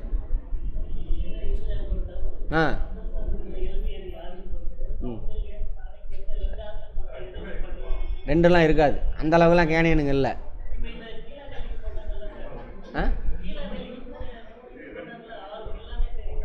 அந்த மாதிரி வேணால் கொடுக்கலாம், ஏ அண்ட் பி அப்படின்னு சொல்லலாம். அப்படிலாம் வராது, விட்டுருங்க. எப்படி கேட்டாலும் நீங்கள் ஆன்சர் பண்ணிடுவீங்க, கதை புரிஞ்சதில்ல, அவ்வளோதான். கடைசி அரசரான தனநந்த சந்திரகுப்த மௌரியரால் வெற்றி கொள்ளப்பட்டார். அந்த கதையும் சேர்த்து சொல்லிட்டேன். அலெக்சாண்டர் வந்த கதை, போன கதை, அதெல்லாம் இன்னும் இருக்குது, அது கண்டினியூ ஆகும். அது மாதிரி அலெக்சாண்டர் வந்துட்டு போகிறப்ப இந்த ஏரியாவுக்கு ஆளுநராக போட்டான் இல்லையா, அவன் பேர் என்னன்னு பார்த்தோம்? Seleucus Nicator. இந்திய நிலப்பகுதிக்கு அலெக்சாண்டருடைய ஆளுநர் யாருன்னு கேட்பாங்க. செலுக்கஸ் நிக்கேடர், அதையும் கேட்பாங்க. அப்புறம் இந்த கதையும் கேட்டுக்கோங்க, இன்டர்நேஷ்னல் ஹிஸ்ட்ரி, வேர்ல்டு ஹிஸ்ட்ரி. அப்படியே அலெக்சாண்டர் அப்படியே போகிறப்ப இந்த இடத்துல லும்பினி தோட்டம், லும்பினியா இல்லை லும்பினி இல்லை, ஈராக்கில் ஈராக்கின் தொங்கு தோட்டம்னு சொல்லுவாங்க அந்த இடத்த. ஈராக்கில் அந்த இடத்து பேர் மறந்துடுச்சு, நான் வந்தால் சொல்கிறேன். அந்த இடத்துல அங்கே போகிறப்ப அவர் என்ன பண்ணிடுவார், உடம்பு சரியில்லாமல் இறந்து போயிடுவார். அப்போ உலகம் எதுன்னு சொல்லி நினச்சிக்கிட்டு இருக்காங்க, இதுதான் உலகம். அன்றைக்கே பார்த்துருப்போம், அன்றைக்கி உலகம் இதுதான் உலகம். இதெல்லாம் அவங்களுக்கு தெரியாது, அது தனியாக பிரிஞ்சு போயிடுச்சு அப்பயோ. அப்போ அங்கேருந்து இங்கே வந்து இது வரைக்கும் வந்துட்டு போயிட்டான். அப்போ எவ்வளோ பெரிய நாடு, அப்போ வசதி இல்லாதப்பயே இவ்வளோ பெரிய நாடு பிடிச்சவன் இவர். இந்த பிளாட்டோ அவங்களுடைய சீடராக இருப்பார், அரிஸ்டாட்டில். அதுக்கப்புறம் அதுக்கு முன்னாடி பிலினி இருப்பார்னு நினைக்கிறேன், அரிஸ்டாட்டில் அவங்களாம் வருவாங்க. அந்த கிரேக்கத்தில் தத்துவ ஞானிகள் அவங்களுடைய சீடராக இருப்பார் இவர். அதில் ஒருத்தரோட சீடர் பிளாட்டோ தான் இவரோட சமகாலத்து, இவரோட கிளாஸ்மேட்டுன்னு நினைக்கிறேன். அவர் சின்ன வயசுலேயே ராஜாவாகி நாட்டெல்லாம் பிடிப்பார் இந்த அளவுக்கு. அப்போ சாகும் பொழுது கேட்குறாங்க, மன்னா உங்களுடைய கடைசி ஆசை என்ன அப்படின்னு. ஏன்னா நானே சாக போகிறேன், என்னடா கடைசி ஆசை அப்படின்னு சொல்லாமல் அவர் என்ன சொல்லியிருக்கிறாரு, நான் போகிறப்ப என்ன பண்ண, என்னோடய சவப்பெட்டியில் என் 2 கையும் வெளியில் வெறுங்கையாக தொங்கிட்டு வரணும் அப்படின்னு சொன்னாராம். அது உண்மை என்னன்னு தெரில, சொல்கிறாங்க, எழுதியிருக்காங்க. அதுக்கு என்ன ஏங்க இப்படி சொல்கிறீங்க அப்படின்னு கேட்குறப்ப, பாரு உலகத்தையே கைப்பற்றின ராஜா போகும்பொழுது என்ன பண்ணல, எதையும் எடுத்துகிட்டு போகல, வெறுங்கைகளை தான் போகிறான். அதனால் ஆடாதீங்கடா, ஆடாதடா மணி தானே அப்பயே பாட்டு பாடிட்டார் அவர், பாடாமல் சொல்லிட்டார். அவன் இருந்தாலும் நம்ம அடங்க மாட்டோம், ராடம் தானே போடுறோம். சரி, இதெல்லாம் இங்கே சரி. நாலந்தா யுனெஸ்கோவின் உலக பாரம்பரிய சின்னம். நாலந்தா பல்கலைக்கழகம் பார்த்தோம் இல்லையா, பண்டைய மகத நாட்டில் இருந்த பௌத்த மட ஆலயம் ஆகும். குப்தர்களின் காலத்தில் அது மிக புகழ்பெற்ற கல்வி மையமாக மாறியது. அங்கே தான் மகதத்து பக்கத்தில் இருந்தது தான். நாலந்தா என்னும் சமஸ்கிருத சொல் நா அலம் தா என்ற 3 சமஸ்கிருத சொற்களின் இணைப்பில் உருவானது. இதன் பொருள் வற்றாத அறிவை அளிப்பவர். நல்ல அறிவு. என்ன மதத்தோடு தொடர்புடையது? புத்த மதத்தோடு தொடர்புடையது. அப்புறம் இவனுங்க தான் அழிச்சு விடுவானுங்க, ராஜபுத்திரர் காலத்தில் அழிச்சிட்டு போனாங்க. கடைசியில் அது தூக்கி கொண்டு போய் யார் தலையில் போட்டானுங்க? முஸ்லீம் தலையில் போட்டானுங்க. பின்னாடி முஸ்லீம் வருவாங்க,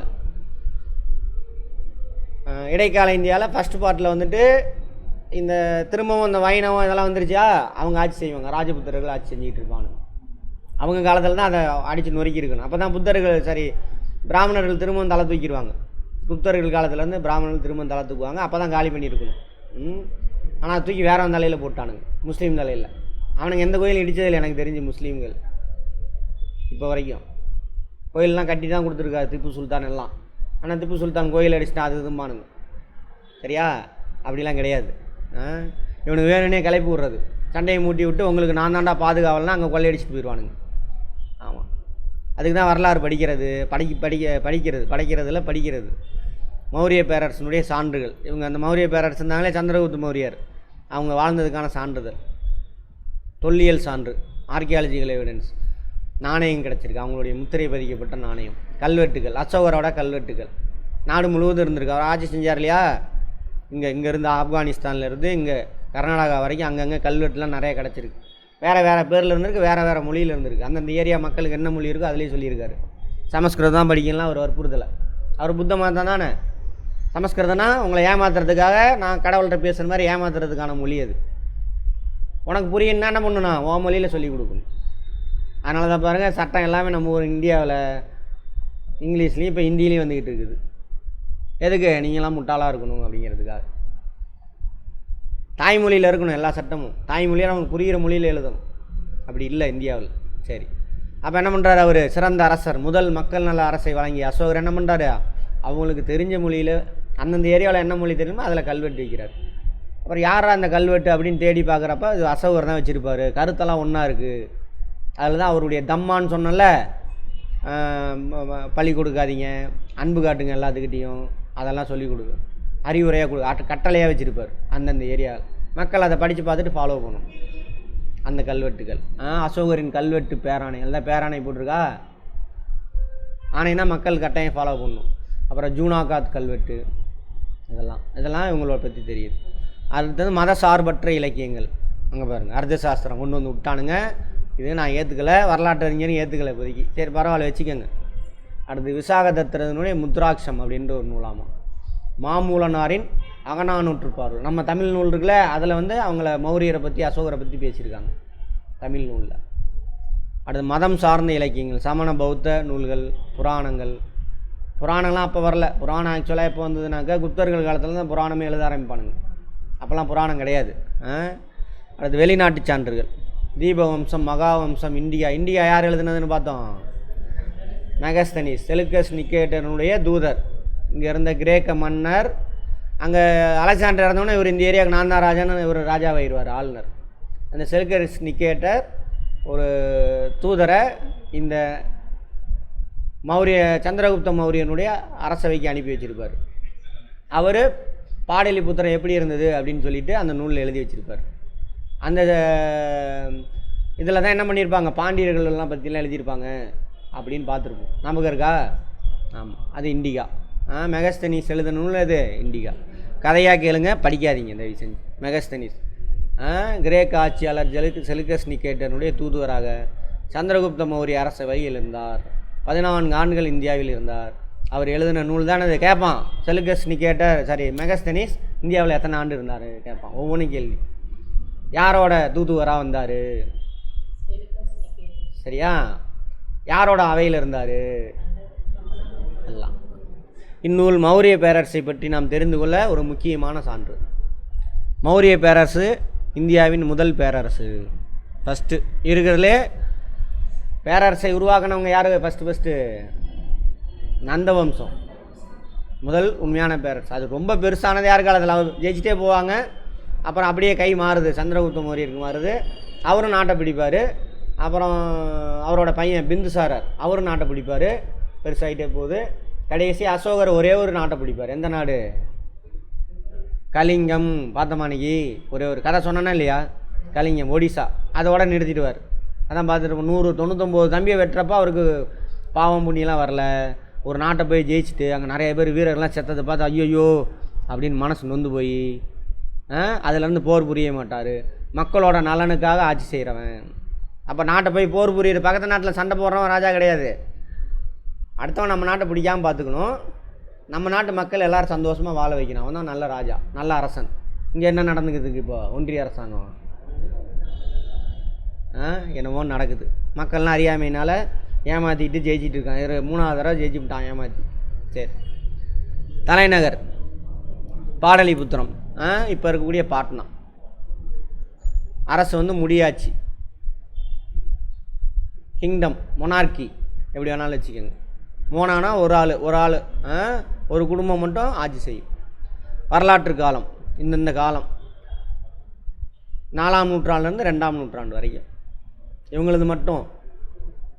பட் மகதம் பெருசாக ஆரம்பித்தது 6ஆம் நூற்றாண்டுலேயே பெருசாகிட்டு வருது. சந்திரகுப்த மௌரியர் ஆட்சி பிடிக்கிற காலம் 322. அதில் வந்து 187 கடைசி அரசர் இருப்பான், பிருகத்ரதன் அப்படிம்பாங்க. முன்னோட பேரன் யார்? அசோகரோட பேரன். அவனை அடித்து காலி பண்ணிவிட்டு அவனோட படை தளபதி இருப்பான். அவன் பேர் புஷ்யமித்திர சுங்கா அப்படின்னு நினைக்கிறேன். அதுவாக தான் இருக்கும், புஷ்யமித்திர சுங்கா. அவன் நம்ம படை தளபதி. அவனை அடித்து தூக்கிட்டு இவர் ஆட்சிக்கு வந்துடுவார். அதில் வந்து சுங்க வம்சமாக மாறிடும் மகதத்தில். சரியா? சரி. முக்கிய அரசர்கள் சந்திரகுப்தர், பிந்துசாரர், அசோகர். அதுக்கப்புறம் வந்ததெல்லாம் டம்மி பீஸு, அவ்வளோவா பேசலை. பாடலிபுத்திரத்தின் பிரம்மாண்டம். மௌரிய பேரரசின் மாபெரும் தலைநகரான பாடலிபுத்திரம் நகருக்கு 64 நுழைவாயில் இருந்துச்சாமா. 570 கண்காணிப்பு கோபுரங்கள் இருந்துச்சாமா. அவ்வளோ பெரிய நகரமாமா சந்திரகுப்த மௌரியர். மௌரிய பேரரசே இந்தியாவின் முதல் பேரரசாகும். சந்திரகுப்த மௌரியர் பேரரசை மகதத்தில் நிறுவினார். மகதம் அதான தலைநகரம். பத்ரபாகு எனும் முன்னாடி சொல்லியிருப்பேன். இவர் சமண மதத்தை பின்பற்றுவார். பத்ரபாகு அப்படின்ற ஒரு சமண மத துறவி, என்னையா நீ செஞ்ச பாவம்லாம் போகும், வாயா போய் ஒன்றாரத்தை இருந்து செத்து போகலாம் அப்படின்னு கூட்டிகிட்டு வந்துடுவார். செத்து விளாட்லான்ட்டு இங்கே கூட்டிகிட்டு வந்துடுவார். ஆமாம், கர்நாடகா அவர் வந்துடுவார். வந்து உண்ணாவிரதம் இருந்து செத்து போயிடுவார். சரியா? போதும் வா அப்படின்ட்டு. சந்திரகுப்தர் சரவண பெலகுலாவில் கர்நாடகாவில் அங்கே தான் அந்த இவர் மகாவீரரோட சிலை பார்த்தோம் இல்லையா? டூர்லாம் கூட்டிகிட்டு போயிருக்கேன். அதுக்கு தனியாக ஃபீஸ் தரணும். சமண சடங்கான சலேகனம் செய்து, அதுக்கு பேர் சலேகனாவாம். சலேகனானா என்ன அர்த்தம்? உண்ணா நோன்பு இருந்து சாகிறது. உண்ணா நோன்பு உண்ணாவிரதன்றது எங்கேருந்து வந்துச்சு? புத்த மத சமண மதத்துலேருந்து தான். அங்கேருந்து அவனுக்கு காப்பி அடிச்சுக்குவானுங்க. காப்பி அடிச்சுட்டு பாவம் இப்போ உள்ள பெண்கள், வேலை செய்கிற பெண்கள்லாம் என்ன பண்ணானுங்க? ஆற்றுக்காரு அவருக்காக விரதம் இருக்கிறது, நோன்பு இருக்கிறது பாவம். இது சமண சடங்கு முறையாகும். எது? சல்லேகனம். கேட்பாங்க என்ன சடங்குனால சந்திரகுப்த மௌரியர் இறந்தார், அவரை யார் எங்கே கூட்டிகிட்டு போனாங்க? யார்? வீரபாகா? பத்ரபாகு. யார் வீரபாகு? வடிவேல் கேரக்டரா? என்ன படம்? பேக்கரி. பிந்துசாரர். பிந்து சந்திரகுப்தம். அவருக்கு அப்புறம் அவர் பையன்கிட்ட கொடுத்துட்டார், இருந்தாடா நீயே பார்த்துக்க அப்படி. அவர் பிந்துசாரன் இயற்பெயரை சிம்ஹசேனா, சிம்மசேனா அப்படின்னு வச்சுக்கோங்க. அது அவங்க வட மொழியில் சிம்ஹசேனா அப்படின்னு வருது. இவர் சந்திரகுப்த மௌரியரின் மகன். கிரேக்கர்கள் பிந்துசாரரை அமிர்த கதா அமிர்த இதையும் சேர்த்து படிங்க, இதெல்லாம் அது வேறு மாதிரி இருக்குது. அமிர்த கதா. பிந்துசாரரை அவங்களுடைய நூல்கள் எழுதி வச்சுருக்காங்க. யார்? கிரேக்கர்கள். எங்கே இருந்தாங்க கிரேக்கர்கள்? வடமேற்கு இந்தியாவில். அதுக்குன்னு அங்கே இல்லை, அங்கே இங்கே டச் இல்லை, எல்லாம் டச்செல்லாம் கலந்துருச்சு. அதன் பொருள் எதிரிகளை அழிப்பவன் என்பதாகும். பிந்துசாரரின் ஆட்சியின் பொழுது மௌரியரின் ஆட்சி இந்தியாவின் பெரும்பகுதி பரவியது. இவர் தான் இப்போ பரப்புகிறார். சந்திரகுப்த மௌரியரோட இவர் தான் என்ன பெருசு பண்ணுறாரு இங்கே இது வரைக்கும். இங்கே இது இவங்களும் அவங்க சொல்கிறத கேட்டுக்குவார். யார்? இந்த கிரேக்கர்களும் இவங்களுக்கு கீழே வந்துடுவாங்க. பட் அவங்க நாடு தான் அது, வந்துடுவாங்க. தனது மகன் அசோகரை உஜ்ஜயினியின் ஆளுநராக நியமித்தார். அவருக்கு பின் அசோகர் மகதத்தின் அரசனார். உஜ்ஜயின் இந்த இடத்துல வரும், மத்திய பிரதேசில். இங்கே இருந்தால் தான் என்ன ஆகும்? இந்த ராஜாக்கெல்லாம் கட்டுப்படுத்த முடியும். அதுக்காக அசோகர் மௌரிய அரசரால் மிகவும் புகழப்பெற்றவர். அவர் தேவனாம்பிரியர் என அழைக்கப்பட்டார். அவருக்கு இன்னொரு பேர் தேவனாம்பிரியர். தேவர்களே ரொம்ப விரும்பினாங்களாம் அவரை, அதனால் தேவனாம்பிரியர். கடவுளுக்கு பிரியமானவன் அப்படின்னு அர்த்தம். அசோகர் கிமு 261 கலிங்கத்தின் மீது போர் தொடுத்தார். நோட் பண்ணிக்கோங்க. 261 3ஆம் நூற்றாண்டு.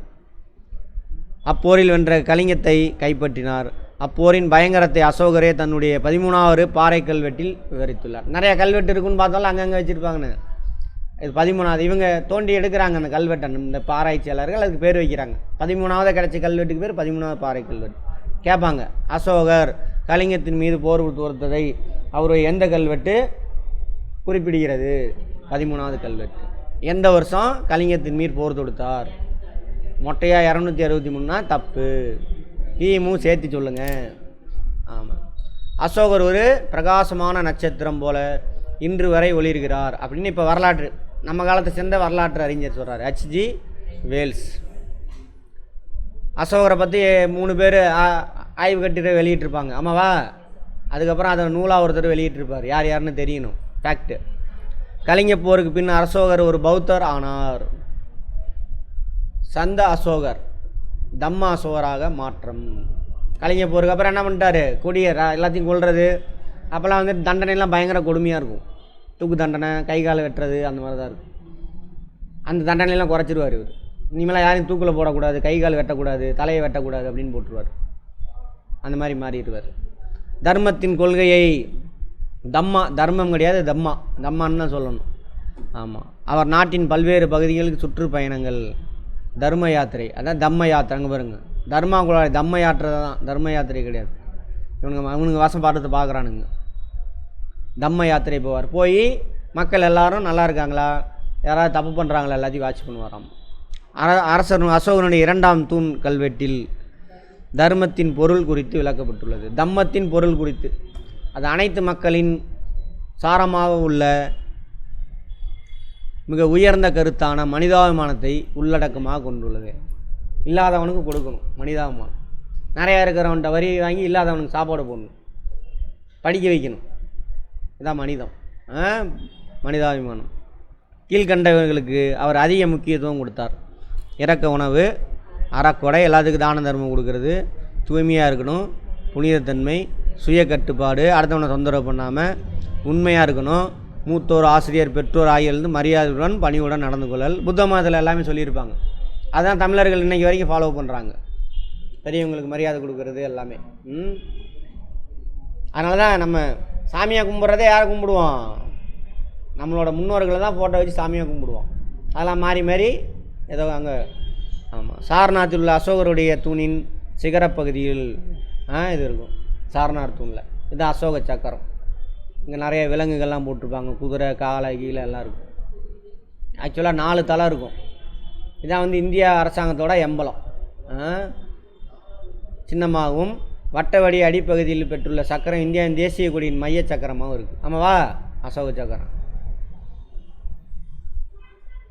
அவர் தன்னுடைய மகன் மகிந்தாவையும் மகள் சங்கமித்ராவையும் பௌத்தத்தை பரப்புறதுக்காக, புத்தத்தை தான் பௌத்தம்னு சொல்கிறாங்க, பரப்புறதுக்கு அங்கே அனுப்புகிறாரு, ஸ்ரீலங்காவுக்கு அனுப்புகிறார். யார்? அசோகர். பார்த்துருப்போம் நேற்று. ஆசியா முழுவதும் பௌத்த மதத்தை பரப்பியவர் யார்? அசோகர் ஃபஸ்ட்டு. அதுக்கப்புறம் கனிஷ்கர், அதுக்கப்புறம் ஹர்ஷவர்தன். 3 பேர் பார்ப்போம். தம்மத்தின் இங்கே பாருங்கள், இங்கே போட்டிருக்காம பாருங்க. தர்மம் கிடையாது, தம்மம் தான் சரியான வார்த்தை. தம்மத்தின் கொள்கைகளை பரப்புவதற்கு மேற்கு ஆசியா, எகிப்து, ஐரோப்பா எல்லா நாட்டுக்கும் அனுப்பி வச்சுருக்காரு. சமய பலப்பாளர்களை அனுப்பி வைத்தார். அசோகர் தர்ம மகாமந்திரங்கள் இதெல்லாம் மக்கள் ஒழுங்காக ஃபாலோ பண்ணுறாங்களான்னு சொல்லிட்டு மந்திரிகளை அப்பாயின்மெண்ட் பண்ணுறார். இதை வாட்ச் பண்ணுறதுக்கு ஒரு ஆள் போடு, இதை வாட்ச் பண்ணுறதுக்கு ஒரு ஆள் போடு அப்படின்னு சொல்லிட்டு குழுவெல்லாம் அமைக்கிறார், நியமித்தார். பேரரசு முழுவதிலும் பௌத்த மதத்தை பரப்புவதே அவருடைய பணி, உங்களோட வேலை. அசோகர் தனது தலைநகரான பாடலிபுத்திரத்தில் 3ஆம் பௌத்த மாதத்தை நடத்துவார். பாடலிபுத்திரத்தில் 3வது பௌத்த மாநாடு. முதல் பௌத்தமான மாநாடு எங்கே நடக்கும்? ராஜகிரகம். 2வது வைசாலி, 3வது பாடலிபுத்திரம், 4வது காஷ்மீர். யார் யார் நடத்தினது எல்லாமே தெரியும். அசோகரின் பேராணைகள் 1 hour ஆயிடுச்சா? இந்த அசோகர் பேராணையை மட்டும் முடிச்சுக்கலாம். அசோகருடைய ஆணைகள் மொத்தம் 33. சரியா? அவைகள் அசோகர் தூண்களிலும் பாறைகளிலும் குகை சுவர்களிலும் பொறிக்கப்பட்டிருக்கு. மக்கள் எங்கெங்கெல்லாம் கூடுவாங்களோ அங்கெல்லாம் இருக்கும். அவை அமைதி, நேர்மை, நீதி இதை பற்றியே பேசியிருக்கு. திருக்குறள் மாதிரியே இருக்கும். அசோகர் கொண்டிருந்த நம்பிக்கையும் மக்களின் நலன் மீது அவர் கொண்டிருந்த அக்கறையும் விவரிக்கிறது. எது அதோட பாறை கல்வெட்டுக்கு இருக்கு இல்லையா, அவங்க பேராணை, அரசரால் அல்லது உயர் பதவியில் இருப்பவர்களால் வெளியிடப்படக்கூடிய ஆணை தான் அது பேராணை, பிரகடனம் அல்லது சாசனம், எப்படி வேணாலும் சொல்லலாம். மகிழ்மதியில் டைலாக் வருமா? என்னமாதா? மகிழ்மதி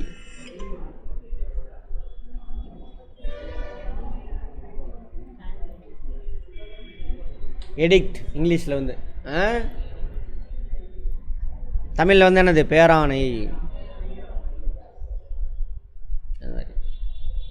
இந்த பாருங்க இதெல்லாம் அந்த சாரநாத் தூண் இருக்குல்ல, அதான் தூண் கல்வெட்டு. அதே மாதிரி பாறை பெருசாக அப்படி வச்சுருப்பாங்க, அதில் வச்சுருப்பாங்க. குகையில் அங்கே கல்வெட்டு இருக்கும், அதெல்லாம் வரும். மொத்தம் எத்தனை இருந்திருக்கு வருது? 33. அதில் 2 பார்த்தோம், 12 பார்த்தோம். ஒன்று 12 தூண் கல்வெட்டா, அப்புறம் 13. 12 பார்த்தோமே, மிஸ் ஆகிட்டீங்க. 2ஆ? சரி, 2ஆவது. சரி, ஆமாம் 2 தூண் கல்வெட்டு. Very good. அசோகரின் கல்வெட்டுங்களும் எழுத்து முறை. சாஞ்சி வந்துட்டு, சாஞ்சி இருக்கு இல்லையா, சாஞ்சி ஸ்தூபி, அங்கே இருக்கிறது பிராமி எழுத்து. கந்தகார் அந்த பகுதி, கந்தகார்னால் அங்கே ஆப்கானிஸ்தான் பக்கம், பாகிஸ்தான் ஆப்கானிஸ்தான் அந்த ஏரியா. கிரேக்கம் அராமிக், கிரேக்க நாடு, கிரேக்கர்கள் தானே இந்த ஏரியாவில் ஆட்சி செஞ்சாங்க, அந்த மொழியில் இருக்குது. அடுத்தது வடமேற்கு பகுதி கரோஸ்தி, இந்த ஏரியாவில் கரோஸ்தி மொழி. இதெல்லாம் வந்து எழுத்து என்ன எழுத்து முறை அப்படிங்கிறது. அசோகருடைய 2 மற்றும் 13ஆம் பாறை கல்வெட்டுகள் மூவேந்தர்களான பாண்டிய, அதே 2வது தூண் கல்வெட்டு, அது 13வது. பாண்டியர், சோழர், கேரளபுத்திரர், அதாவது சேரர்கள் ஆகியோரையும் சத்தியபுத்திரர்களையும் எல்லாம் இவங்க தென்னிந்தியாவில் ஆட்சி செஞ்சவங்க. இவங்களை பற்றிலாம் அதில் இருக்குது. 2வது கல்வெட்டு, 13வது கல்வெட்டு கேட்பாங்க. மௌரியரின் நிர்வாகம் போயிட்டு வாங்க பார்ப்போம். இவங்க நிர்வாகம் எப்படி இருந்தது, என்ன ஏது. இப்போ இருக்குல்லையா நிர்வாகம், பிரைம் மினிஸ்டர்ன்றான், பிரசிடெண்ட்டுன்றான், சிஎம்ங்கிறான், கவர்னர்ன்றான். அதெல்லாம் நம்ம சிவிக்ஸில் பார்த்துருப்போம். அதுமாதிரி இவன் எப்படி வச்சுருந்தான் அப்படின்னு பார்ப்போம். அரசாங்கம் எப்படி சார் இருந்தது அப்படின்னு பார்ப்போம். அரசரே மௌரிய பேரரசின் மேலான இறையாண்மை மற்றும் அதிகாரம் உடையவர். அதிகாரம் படைத்தவர் யார்? அரசர் தான். மந்திரி பரிஷத் எனும் அமைச்சரவை. அரசர் இருப்பார், அவசர கீழே மந்திரிகள் இருப்பாங்க. இப்போ இருக்காங்களா? சிஎம்மு அவர் தான் அதிகாரம் படைத்தவர். அது கீழே யார் இருப்பாங்க? அமைச்சரவை இருக்கும். அது மாதிரி இந்த அமைச்சரவை ஒரு புரோகிதர் பாருங்கள், எல்லாமே இருக்காது. ஒரு சேனாதிபதி, ஒரு மகாமந்திரி. மகாமந்திரினா பிரைம் மினிஸ்டர்னு வச்சுக்கோங்களேன். இப்போ எப்படி வச்சுக்கோங்க, பிரசிடெண்ட் தான் அரசர்னு வச்சுக்கோங்க, பிரைம் மினிஸ்டர் அவர் கீழே. பட் நம்ம ஊரில் பிரைம் மினிஸ்டருக்கு தான் பவர், பிரசிடெண்ட்டு பவர் இல்லை. அப்போ வந்துட்டு பிரசிடெண்ட் தான் பவர், ராஜாவுக்கு தான் பவர். இவர் கீழே உள்ளவர் தான் அவர். அப்புறம் இளவரசன், அதாவது ராஜா இறந்துட்டார்னா அடுத்தது இளவரசன், அதான் பட்டத்து இளவரசன் சொல்லுவாங்க.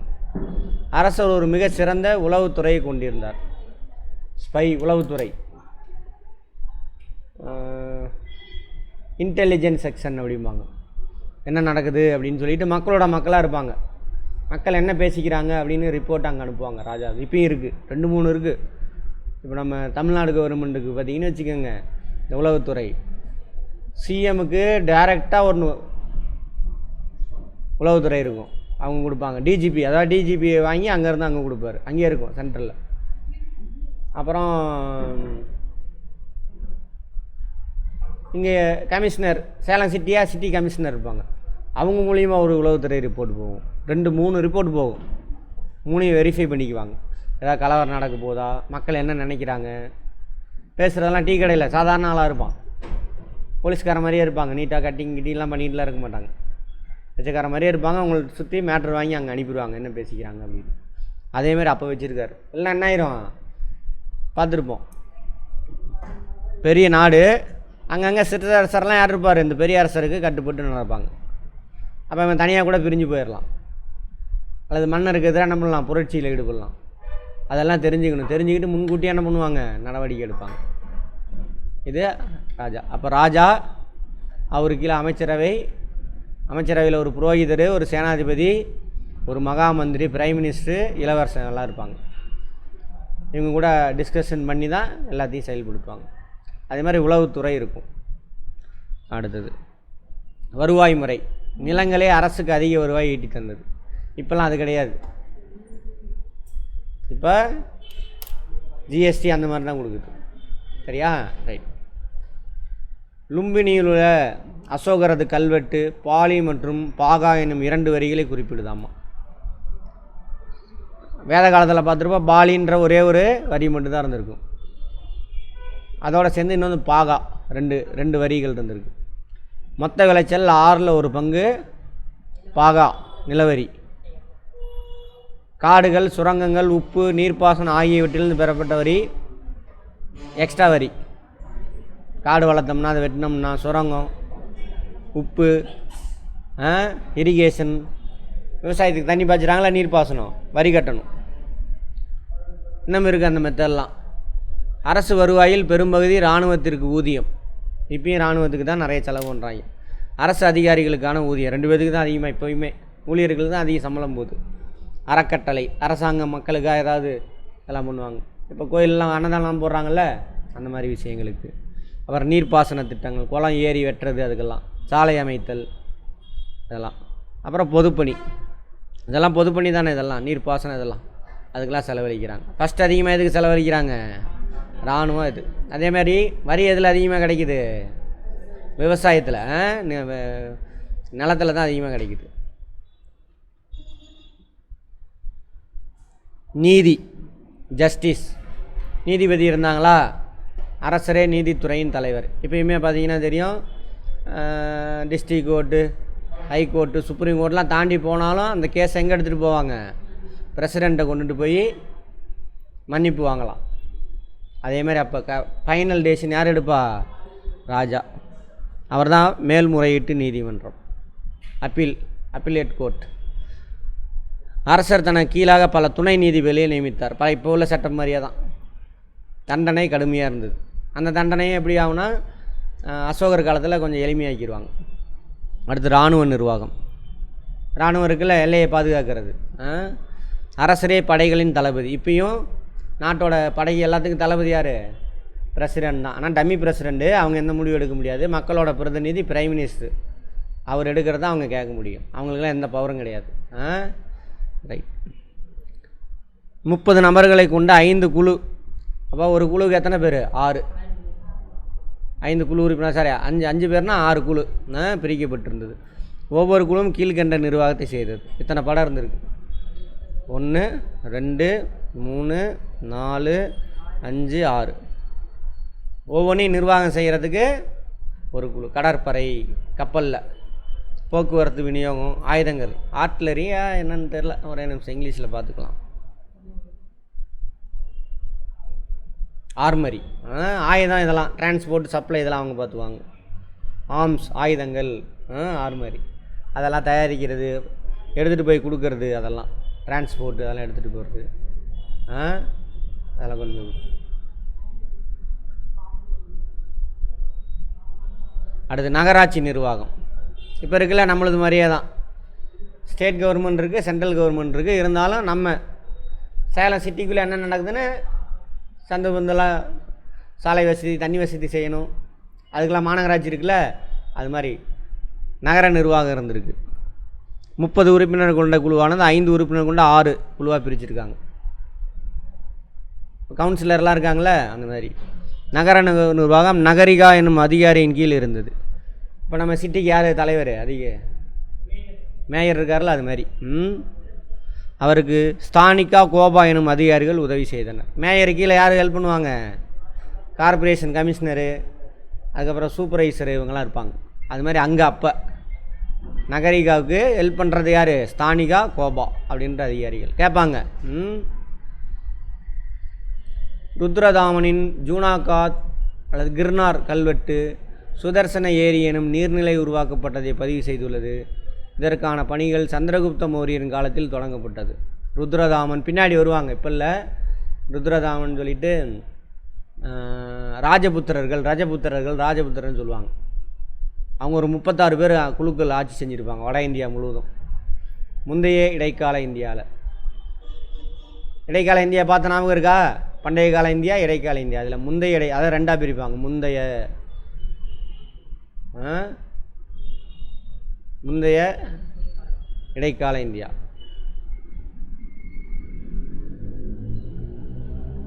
அந்த இதில் இங்கே ஆட்சி செஞ்சுருப்பாங்க, நிறையா குழு இருப்பாங்க ராஜபுத்திரர்கள்னு. அதில் ஒரு குரூப்பு இங்கே சேர்ந்தவர் தான் என்னது, ருத்ரதாமன். அவர் தான் இந்த இடத்துல சுதர்சன ஏரி அமைப்பார். இந்த இடத்துல மத்திய பிரதேசில். அதுக்கு அடித்தளம் போட்டதே யாராமா? சந்திரகுப்தர் தான் அடித்தளம் போட்டாராம். அதை முடிச்சு வச்சுறது தான் யார்? ருத்ரதாமன். ஓகேவா? சரி.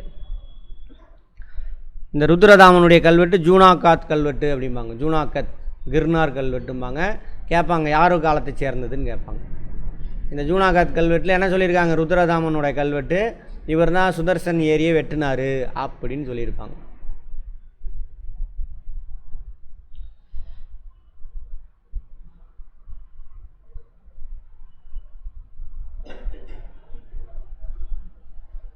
அடுத்து நாணயம், பணம்.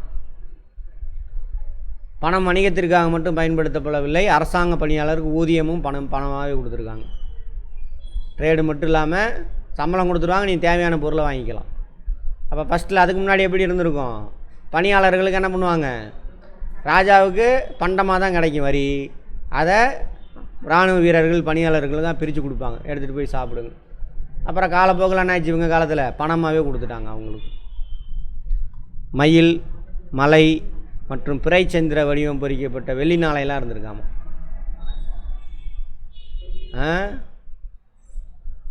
மாசா காஸ் என்று அழைக்கப்பட்ட செப்பு நாணயம் அரசினுடைய நாணயங்களாக இருந்தது. அரசாங்க அச்சடித்து வெளியக்கூடியது. வெள்ளி நாணயத்தில் என்னென்னலாம் பொறிச்சிருந்தாங்க? மயில், மலை, மவுண்டெயின், பிறைச்சந்திரன் வடிவம் இதெல்லாம் பொறிச்சிருக்காங்க மேலே. அப்புறம் செம்பு நாணயத்துக்கு பேர் என்னது? மாசா காஸ். இது அரசாங்கமே அச்சடித்து வெளியிட்டிருக்காங்க. அடுத்து வணிகமும் நகர்மயமாதல். அதான் வணிகம் நடந்தால் என்ன ஆயிரும்? நகரம் உருவாயிடும். வணிகம் செழிப்புற்றது. வணிகம் செழிப்புறன்னா என்ன வேணும்? விவசாயத்தில் உபரி உற்பத்தி இருக்கணும். அதை வச்சு தான் கைவினைப் பொருட்கள் தயாரிக்கப்படும். அப்புறம் வியாபாரம், வணிகம் எல்லாம் நடக்கும். கிரேக்கத்தை என்னன்னு சொல்கிறாங்க? ஹெலனிக் அப்படின்றாங்க. அதாவது மௌரியர் காலத்தில் கிரேக்கம் எவ்வாறு அழைக்கப்பட்டது? ஹெலனிக். மலையானா கிழக்கில் இருக்குல்ல,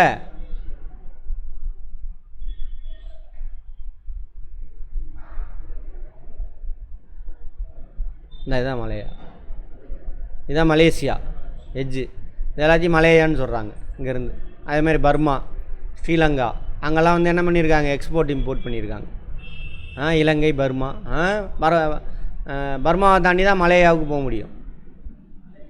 பெருமளவு வணிகம் நடைபெற்றது. காசி வந்துட்டு பனாரஸ்ன்னு சொல்லுவாங்க. பனாரஸ். இன்னொரு பேர் என்னது? வாரணாசி. இன்னொரு பேர் வங்காளம். வங்காளத்துக்கு பேர் என்னது? வங்காளம். அப்புறம் காமரூபம்னா அஸ்ஸாம். கேட்பாங்க அஸ்ஸாமுடைய பழைய பெயர் என்னன்னு கேட்பாங்க. காமரூபம் அஸ்ஸாம். அதே மாதிரி தமிழகத்தை சேர்ந்த மதுரை. இவங்களோடலாம் என்ன பண்ணியிருக்காங்க? ஆகிய இடங்களில் சிறப்பு மிக்க துணிகள் உற்பத்தி செய்யப்பட்ட என்று அர்த்த சாஸ்திரம் குறிப்பிடுதாமா. விட மாட்டானுங்க இதை, கடைசி வரையும் தொங்கிக்கிட்டே வருவானுங்க இதை. அவனுங்க உருவாக்குனது இல்லையா? இவர் தமிழ் நூலில் பார்த்துருவோம். பாரதியாரை விடவே மாட்டானுங்க. இருக்கிற வரையும் அவரை சேர்த்திக்கவே இல்லை. அபிஷ்டுன்னு துரத்தி விட்டானுங்க. செத்ததுக்கப்புறம் ஏன் ஜாதிக்காரன் பிடிச்சி தொங்கிட்டே கிடக்குறானுங்க. அந்த மாதிரி 1ஆம் நம்பர் குழந்தைங்க.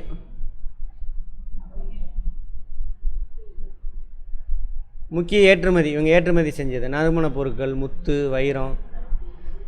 வைரம்லாம் இப்போ நிறையா கிடச்சிருக்கு. பருத்தி இலை துணி. பருத்தி தான் எப்போலேருந்தே இருக்குது, சிந்து சமவெளி காலத்துலேருந்தே பருத்தி அப்படியே கண்டினியூ ஆகுது.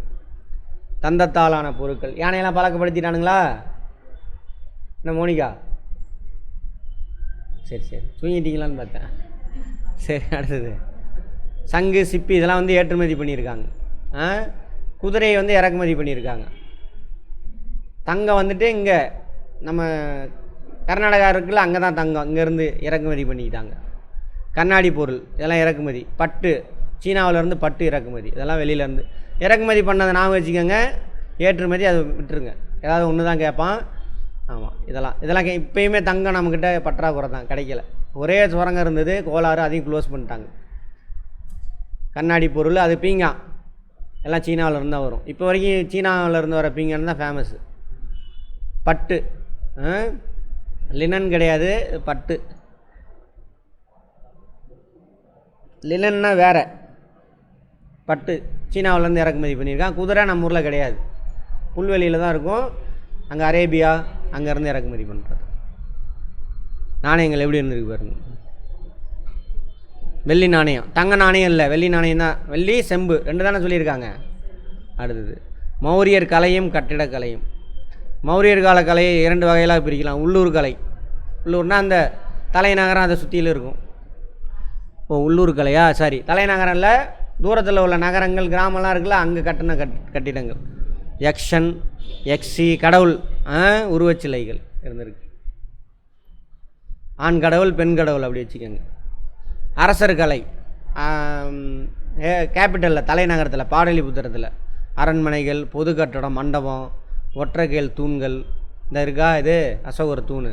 பாறை குடைவரை கட்டடக்கலை. இந்த இவங்களுக்காக, யாருக்காக, சமண பௌத்த துறவிகளுக்காக குடைவரை கட்டடக்கலை. ஸ்தூபிகள், ஸ்தூபி பார்த்தோம்ல, ஸ்தூபி என்னது, புத்தருக்கு அதோட இதெல்லாம் கொண்டு போய் புதைச்சி வச்சுருப்பாங்கள அந்த இடம். யக்ஷன் என்பது நீர் வளம், மரங்கள், காடுகள், காட்டுச்சூழல் ஆகியவற்றோடு தொடர்புடைய கடவுள். யக்ஷி என்பது யக்ஷாவின் பெண் வடிவம். அதான் யக்ஷனா யக்ஷியாமா. ஸ்தூபி செங்கல் அல்லது கற்களால் கட்டப்பட்டுள்ள அரைகோள வடிவமுடைய குவி மாடம். அங்கே இருக்கா, அங்கே கோயம்புத்தூரில் இருக்குல்ல ஈசா, அதான் காப்பி அடிச்சுட்டு வந்து கட்டிட்டாங்க. 2000 வருஷத்துக்கு முன்னாடி அவன் கட்டிட்டான். அதோட சயின்ஸு அதெல்லாம் நம்ம பார்த்துருப்போம், அந்த டூம் மாதிரி இருக்கிறதுல. புத்தரின் உடல் உறுப்புகள், எச்சங்கள் ஸ்தூபி மையத்தில் அவன் வைக்கப்பட்டிருக்கும், பார்த்துருப்போம். இதுதான் ஸ்தூபி. அவரோட எச்சங்களை எரிச்சாங்க இல்லையா, செத்ததுப்போ எலும்பு மிச்சம்லாம் இருக்கும்ல, சாம்பல், அதை எடுத்துகிட்டு வந்து அந்த இடத்துல புதைச்சி, நிறைய இடத்துல அது மாதிரி இருக்குது. அடுத்தது மத்திய பிரதேச மாநில தலைநகர் போபாலுக்கு அருகில் தான் சாஞ்சி இருக்குது. சாஞ்சி ஸ்தூபி எங்கே இருக்குது? போபால், மத்திய பிரதேச மாநிலம் இருக்கு இல்லையா, போபால் இல்லை, போபால். சரி, அடுத்தது சாரநாத்தில் உள்ள ஒற்றைக்கல் தூண். இது அசோகர் காலத்தில் உள்ளது. இதில் தான் தர்ம சக்கரம் இருக்குது. இங்கே வரும் தர்ம சக்கரம். பாறை குடைவரை கோயிலின் அந்த கலையோட தொடக்கம் அப்படின்றாங்க. நாகார்ஜுனா பராபர் குன்றுகளில் பாறை குடைவரை கோயில் இருந்திருக்கு. பட் இதுக்கு முன்னாடி நான் படித்த வரைக்கும்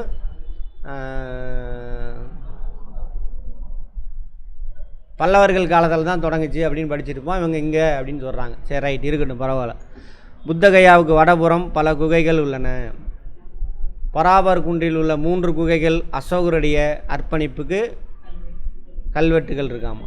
கேட்பாங்க, எந்த கல்வெட்டில், எந்த குகையில் அசோகருடைய அர்ப்பணிப்பு கல்வெட்டுலாம் இருக்குது அப்படின்னு கேட்பாங்க. அதில் எதை பற்றி சொல்லியிருக்காங்க, இந்த குகை யாருக்காக அமைச்சோம் அப்படின்னு சொல்லியிருக்காங்க. யார்? சாமியார்களுக்கு தான் அமைச்சிருப்பாங்க. லோமாஸ் ரிஷி குகையாம் பராபர். நாகார்ஜுன கொண்டாவில் உள்ள எங்கே, நாகார்ஜுன கொண்டானா எங்கே, ஆந்திரா. 3 குகைகள் தசரத மௌரியரின், அசோகரினுடைய பேரன், கல்வெட்டுகள் இடம்பெற்றிருக்காம. எங்கே? நாகார்ஜுன கொண்டாவில். கேட்பாங்க. மௌரிய பேரரசின் வீழ்ச்சிக்கான காரணம் என்ன காரணமாக இருக்கும்? வலிமையற்ற அரசர்கள். மெயினாக அரசர்கள் மிகவும் வலிமை குன்றியவர்கள். அப்புறம் சூழ்ச்சி இருக்கும். பேரரசின் பல பகுதிகளில் தொடர்ந்து நடைபெற்ற கலகங்கள். அங்கங்கே கலகம் வருது. சின்ன சின்ன வலிமை இல்லாத அரசர் வந்தால் அங்கங்கே கலகத்தை மூட்டி விட்டுருவானுங்க. சரியா? வலிமையான இருந்தால் வந்தால் என்ன பண்ணுவான், அதை அடக்கி அவங்கள கண்ட்ரோல் பண்ணி கூப்பிட்டு பேச்சுவார்த்தை பண்ணி சரி பண்ணுவாங்க. பாக்டீரியா நாட்டை சேர்ந்த, பாக்டீரியானா அந்த பக்கம் மத்திய ஆசியான்னு வச்சுக்கோங்க, கிரேக்கர்களின் படையெடுப்பு பேரரசை மேலும் வலிமை குன்ற செய்தது. மத்திய ஆசியாவிலிருந்து. மௌரிய பேரரசின் கடைசி அரசர் பிருகத்ரதா. முன்னாடி சொல்லியிருப்பேனே, கேட்பாங்க கடைசி அரசர் யாருன்னு கேட்பாங்க. அவருடைய படை தளபதி புஷ்யமித்ர சுங்காவால் தோற்கடிக்கப்பட்டார், கொல்லப்பட்டார். அவர் தான் சுங்க வம்சத்தை தோற்றுவித்தவர். அதேமாதிரி ஒரு வம்சம் வருதுனாக்கா அந்த வம்சத்தை தோற்றுவித்தவர் யாருன்னு கேட்பாங்க. நடுவில் முக்கியமான அரசர்கள், கட்டணக்கல்ல, கல்வெட்டு, அந்த கல்வெட்டில் யாரை பற்றி சொல்லியிருக்காங்கன்னு கேட்பாங்க. அப்புறம் கடைசி அரசர் யார் அந்த வம்சத்தில் எல்லாம் கேட்பாங்க. ராஜகிரகம், ராஜ்கிர் பழைய பெயர். ராஜகிரன்னா இப்போ அந்த மகதத்தினுடைய முதல் தலைநகரம். அப்புறம் பாடலிபுத்ரா, இப்போ பேர் பாட்னா. கலிங்கத்தை தான் ஒடிசா, இப்போ ஒடியா அப்படின்னு சொல்கிறாங்க. ஒடியா.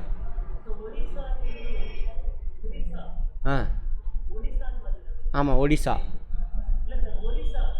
ஒரிசா தான் ஒடிசான்னு மாற்றிட்டாங்க. ஒரியாவா? ரைட், ஒடிசா. ஒரிசா.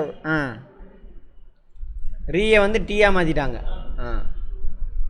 உலக மண்ணாளி இந்த காலகட்டத்தில் 6ஆம் நூற்றாண்டுலேருந்து இப்போ கிமு 6ஆம் நூற்றாண்டுலேருந்து 3ஆம் நூற்றாண்டு வரைக்கும் என்ன நடந்துச்சு அதானே இந்த காலகட்டம் நம்ம பார்த்தது. சீன பெருஞ்சுவர் அப்பயே கட்டிட்டாங்க. சீன பெருஞ்சுவர் எங்கே சார் இருக்குன்னா இந்த இங்கே தான் இருக்குது. இந்த மங்கோலியர்கள் இருக்காங்க இல்லையா, அவங்களுடைய படையெடுப்புக்கு பயந்துட்டு சீனாவோட ராஜா அப்போ கட்டியிருப்பார். சீன பெரும் உலகத்திலே நீளம் பெரிய கட்டணம் எதுனா இதுதான், நீளமானது தான். சரியா? அது மலைகள் எல்லாம் பயங்கரமாக இருக்கும். தொடர்ச்சியான பல கோட்டைகளின் கோட்டை சுவராகும். கோட்டைன்னா எல்லையில் கட்டக்கூடியது. குன்சிஹங் என்னும் பேரரசர் தனது பேரரசின் வட எல்லையை பாதுகாப்பதற்காக குன்சிஹங் யார் கட்டினாங்கன்னு கேட்பாங்க. சீன பெருஞ்சுவர். இவ்வளோ பஸ்ஸே வரலையா? அப்போதான் வந்துச்சா? சரி. குன்சிஹங் கிமு 3ஆம் நூற்றாண்டில் இந்த சுவர்களை இணைத்தார். இதெல்லாம் இணைச்சது கிமு 3ஆம் நூற்றாண்டில். அடுத்து ஒலிம்பியா, ஜிஎஸ் கோயில், கிரீஸ் நாட்டில். கிரேக்கம் தான் கிரீஸ் உள்ள ஒலிம்பியாவில் இந்த கட்டடம் இன்னும் இருக்குது.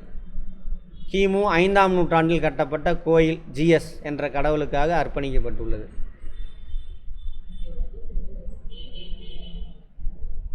இந்த கோயில் ஜிஎஸ் கோயில்.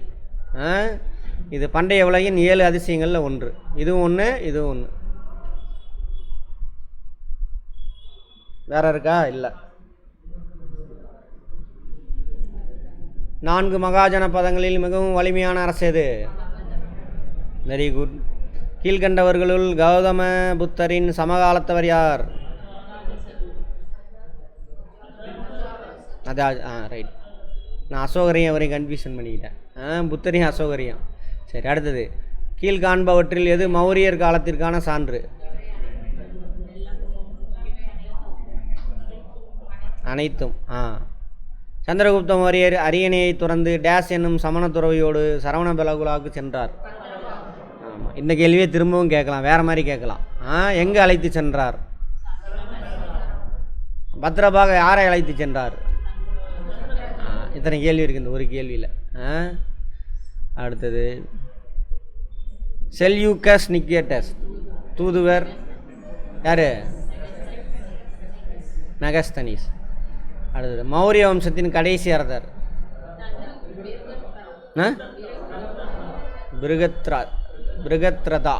பிருகத்ரதா இத்து வரணும், மாற்றி மாற்றி எழுதுகிறான். கூற்றை காரணத்துடன் பொறுத்துக. கூற்று. அசோகர் இந்தியாவின் மாபெரும் பேரரசர் என கருதப்படுகிறார். தர்மத்தின் கொள்கைப்படி அவர் ஆட்சி செய்தார். கரெக்டா? 2 சரி, 2 சரி, அவ்வளோதான். பேரரசர், மாபெரும் பேரரசர் தான், அதுக்கு இதுக்கு சம்மந்தம் இல்லை. 2 சரி, அவ்வளோதான், விட்டுருங்க. ஓ, அப்படி இல்லையா ஆப்ஷனு? அப்போ ஏ போட்டுக்கோங்க. ரைட். கூற்று காரணம் இரண்டும் சரி. காரணம் கூற்றுக்கு சரியான விளக்கம்.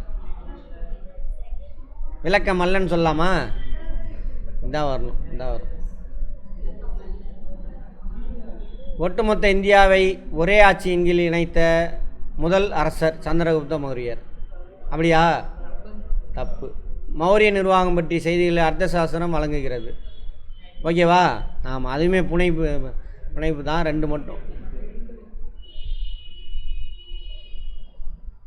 மகதத்தின் முதல் அரசர் சந்திரகுப்த மௌரியர். அப்படியா? இல்லை. ராஜகிரகம் மகதத்தின் தலைநகராக இருந்தது. 2 மட்டும். ஆனால் அதை பற்றி அங்கே எங்கேயுமே சொல்லலை, நான் தான் சொன்னேன். ராஜகிரகம் தலைநகராக இருந்துச்சு. ஆமாம், இல்லை ராஜகிரகத்திலேருந்து தலைநகரம் மாற்றினான்னு ஒரு இடத்துல வந்துடும். சரி, காலக்கோட்டின்படி வரிசைப்படுத்துக.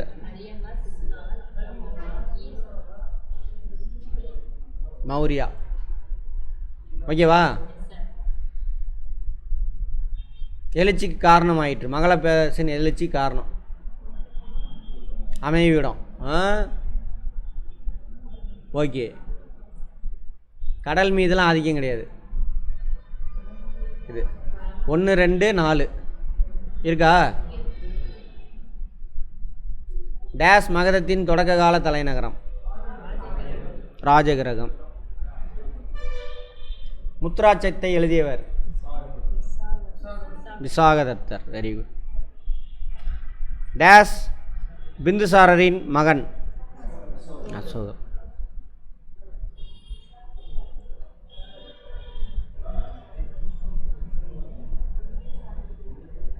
அரியங்கா வம்சத்தை நிறுவியவர் யார்?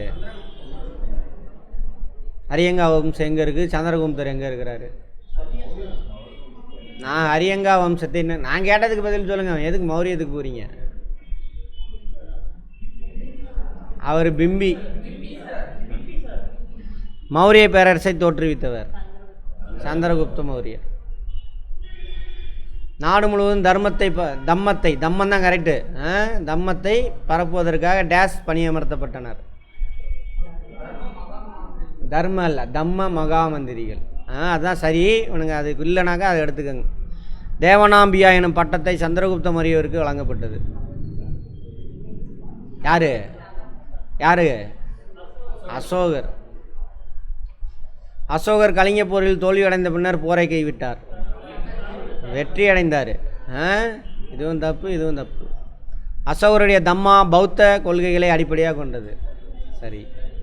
நமது காகித பணத்தில் இடம்பெற்றுள்ள சிங்கங்கள் ராம்பூர்வா தூண்களில் காலை சிகர பகுதியிலிருந்து பெறப்பட்டவையாகும். இல்லை, என்ன இது? சாரணார் தூண். புத்தரின் உடல் உறுப்புகளின் எச்சங்கள் ஸ்தூபியின் மையத்தில் வைக்கப்பட்டுள்ளது. முன்னாடி படிச்சிருக்கீங்களா? புரிஞ்சு படித்ததுனால ஆமாம். உட்காந்து கொஸ்டின் ஆன்சரை மனப்பாடம் பண்ணிக்கிட்டே இருக்கக்கூடாது. அது யார்? முட்டா பசங்க பண்ணுற வேலை.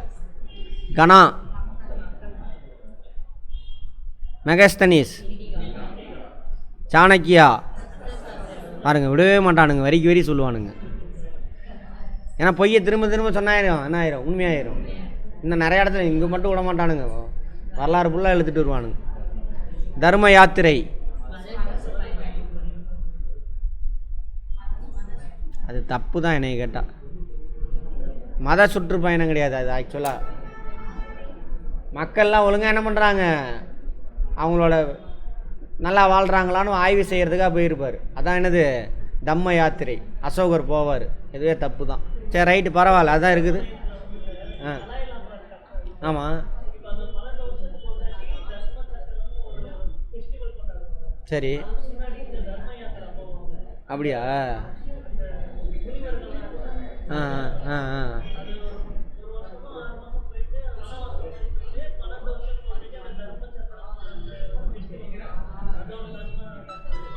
அதை பற்றிலாம் இங்கே இல்லவே இல்லை. இங்கே எதுக்கு சொல்கிறேன்? இல்லை, ஓகே. இங்கே புக்கில் சொல்லவே இல்லைல்ல, பரவாயில்ல, அதை விட்டுருங்க. அவ்வளோதான்.